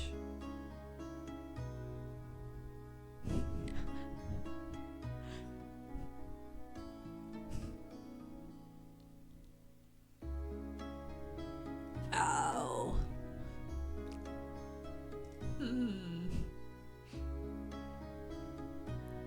Dang. What a compliment. It takes me a moment to process it. Then my eyes flutter down to my feet. I'll keep that in mind. When I glance back up from the ground, Ice is already down the street, disappearing into the throng of people. No fanfare, not even a wave. Arsehole. Well, there you go.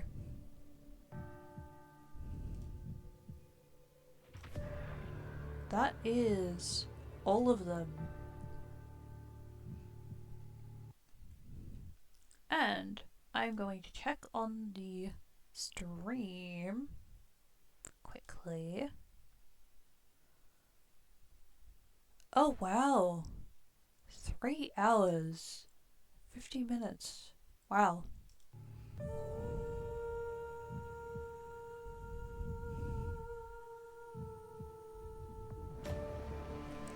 How does this freaking always happen?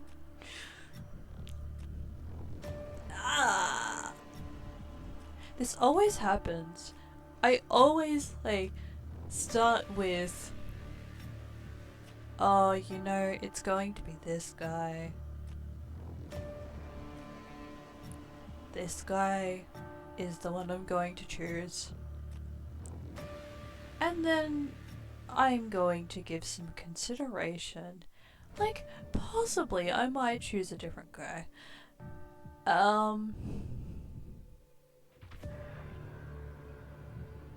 And so I end up choosing a different guy.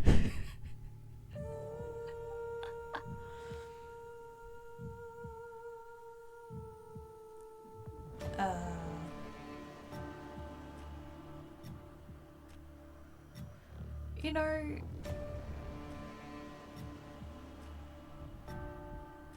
I get the feeling that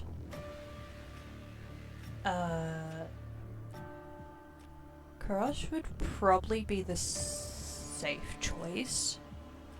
Like, when I don't really need to think about who to choose, and I'm just like instantly choosing, it's going to be Crush. But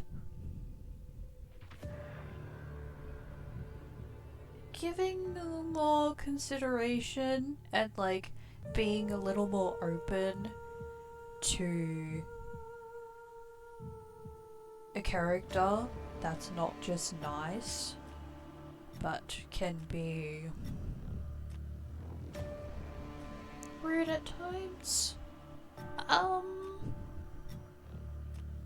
Who knows? It could be Min, or it could be Veer. And like, Leander is probably... I suppose these two. I feel as though depending on how I react to what happens with my life, whether it's good or bad, they'd probably like just adjust to it.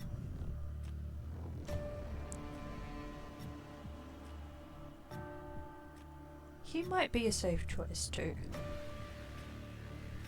But the thing is, Veer would probably be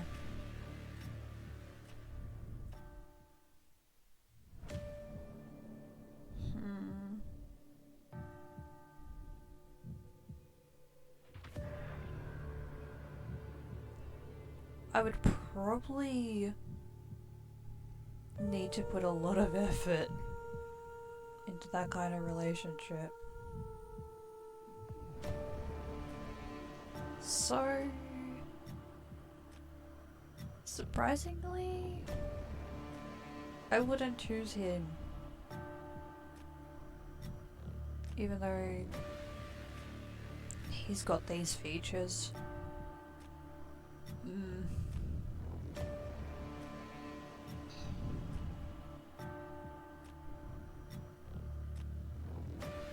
It might actually be eyes.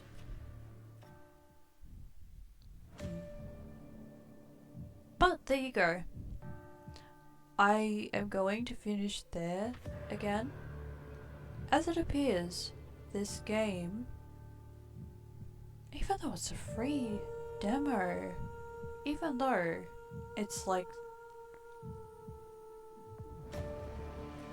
even though it's the demo for the game, this is a lengthy game. Wow. So, yeah, I think that's about it.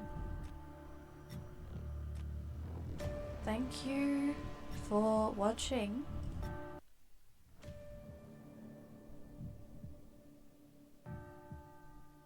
And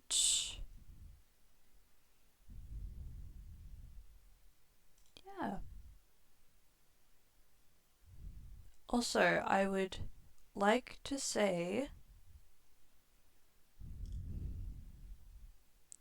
thank you so much to the 10 followers. Thank you for the 10 followers. Yeah, I reached the goal just 3 days ago because that was when I received my 10th follower. It's so good, and I have updated the goal, so now gotta reach 20, which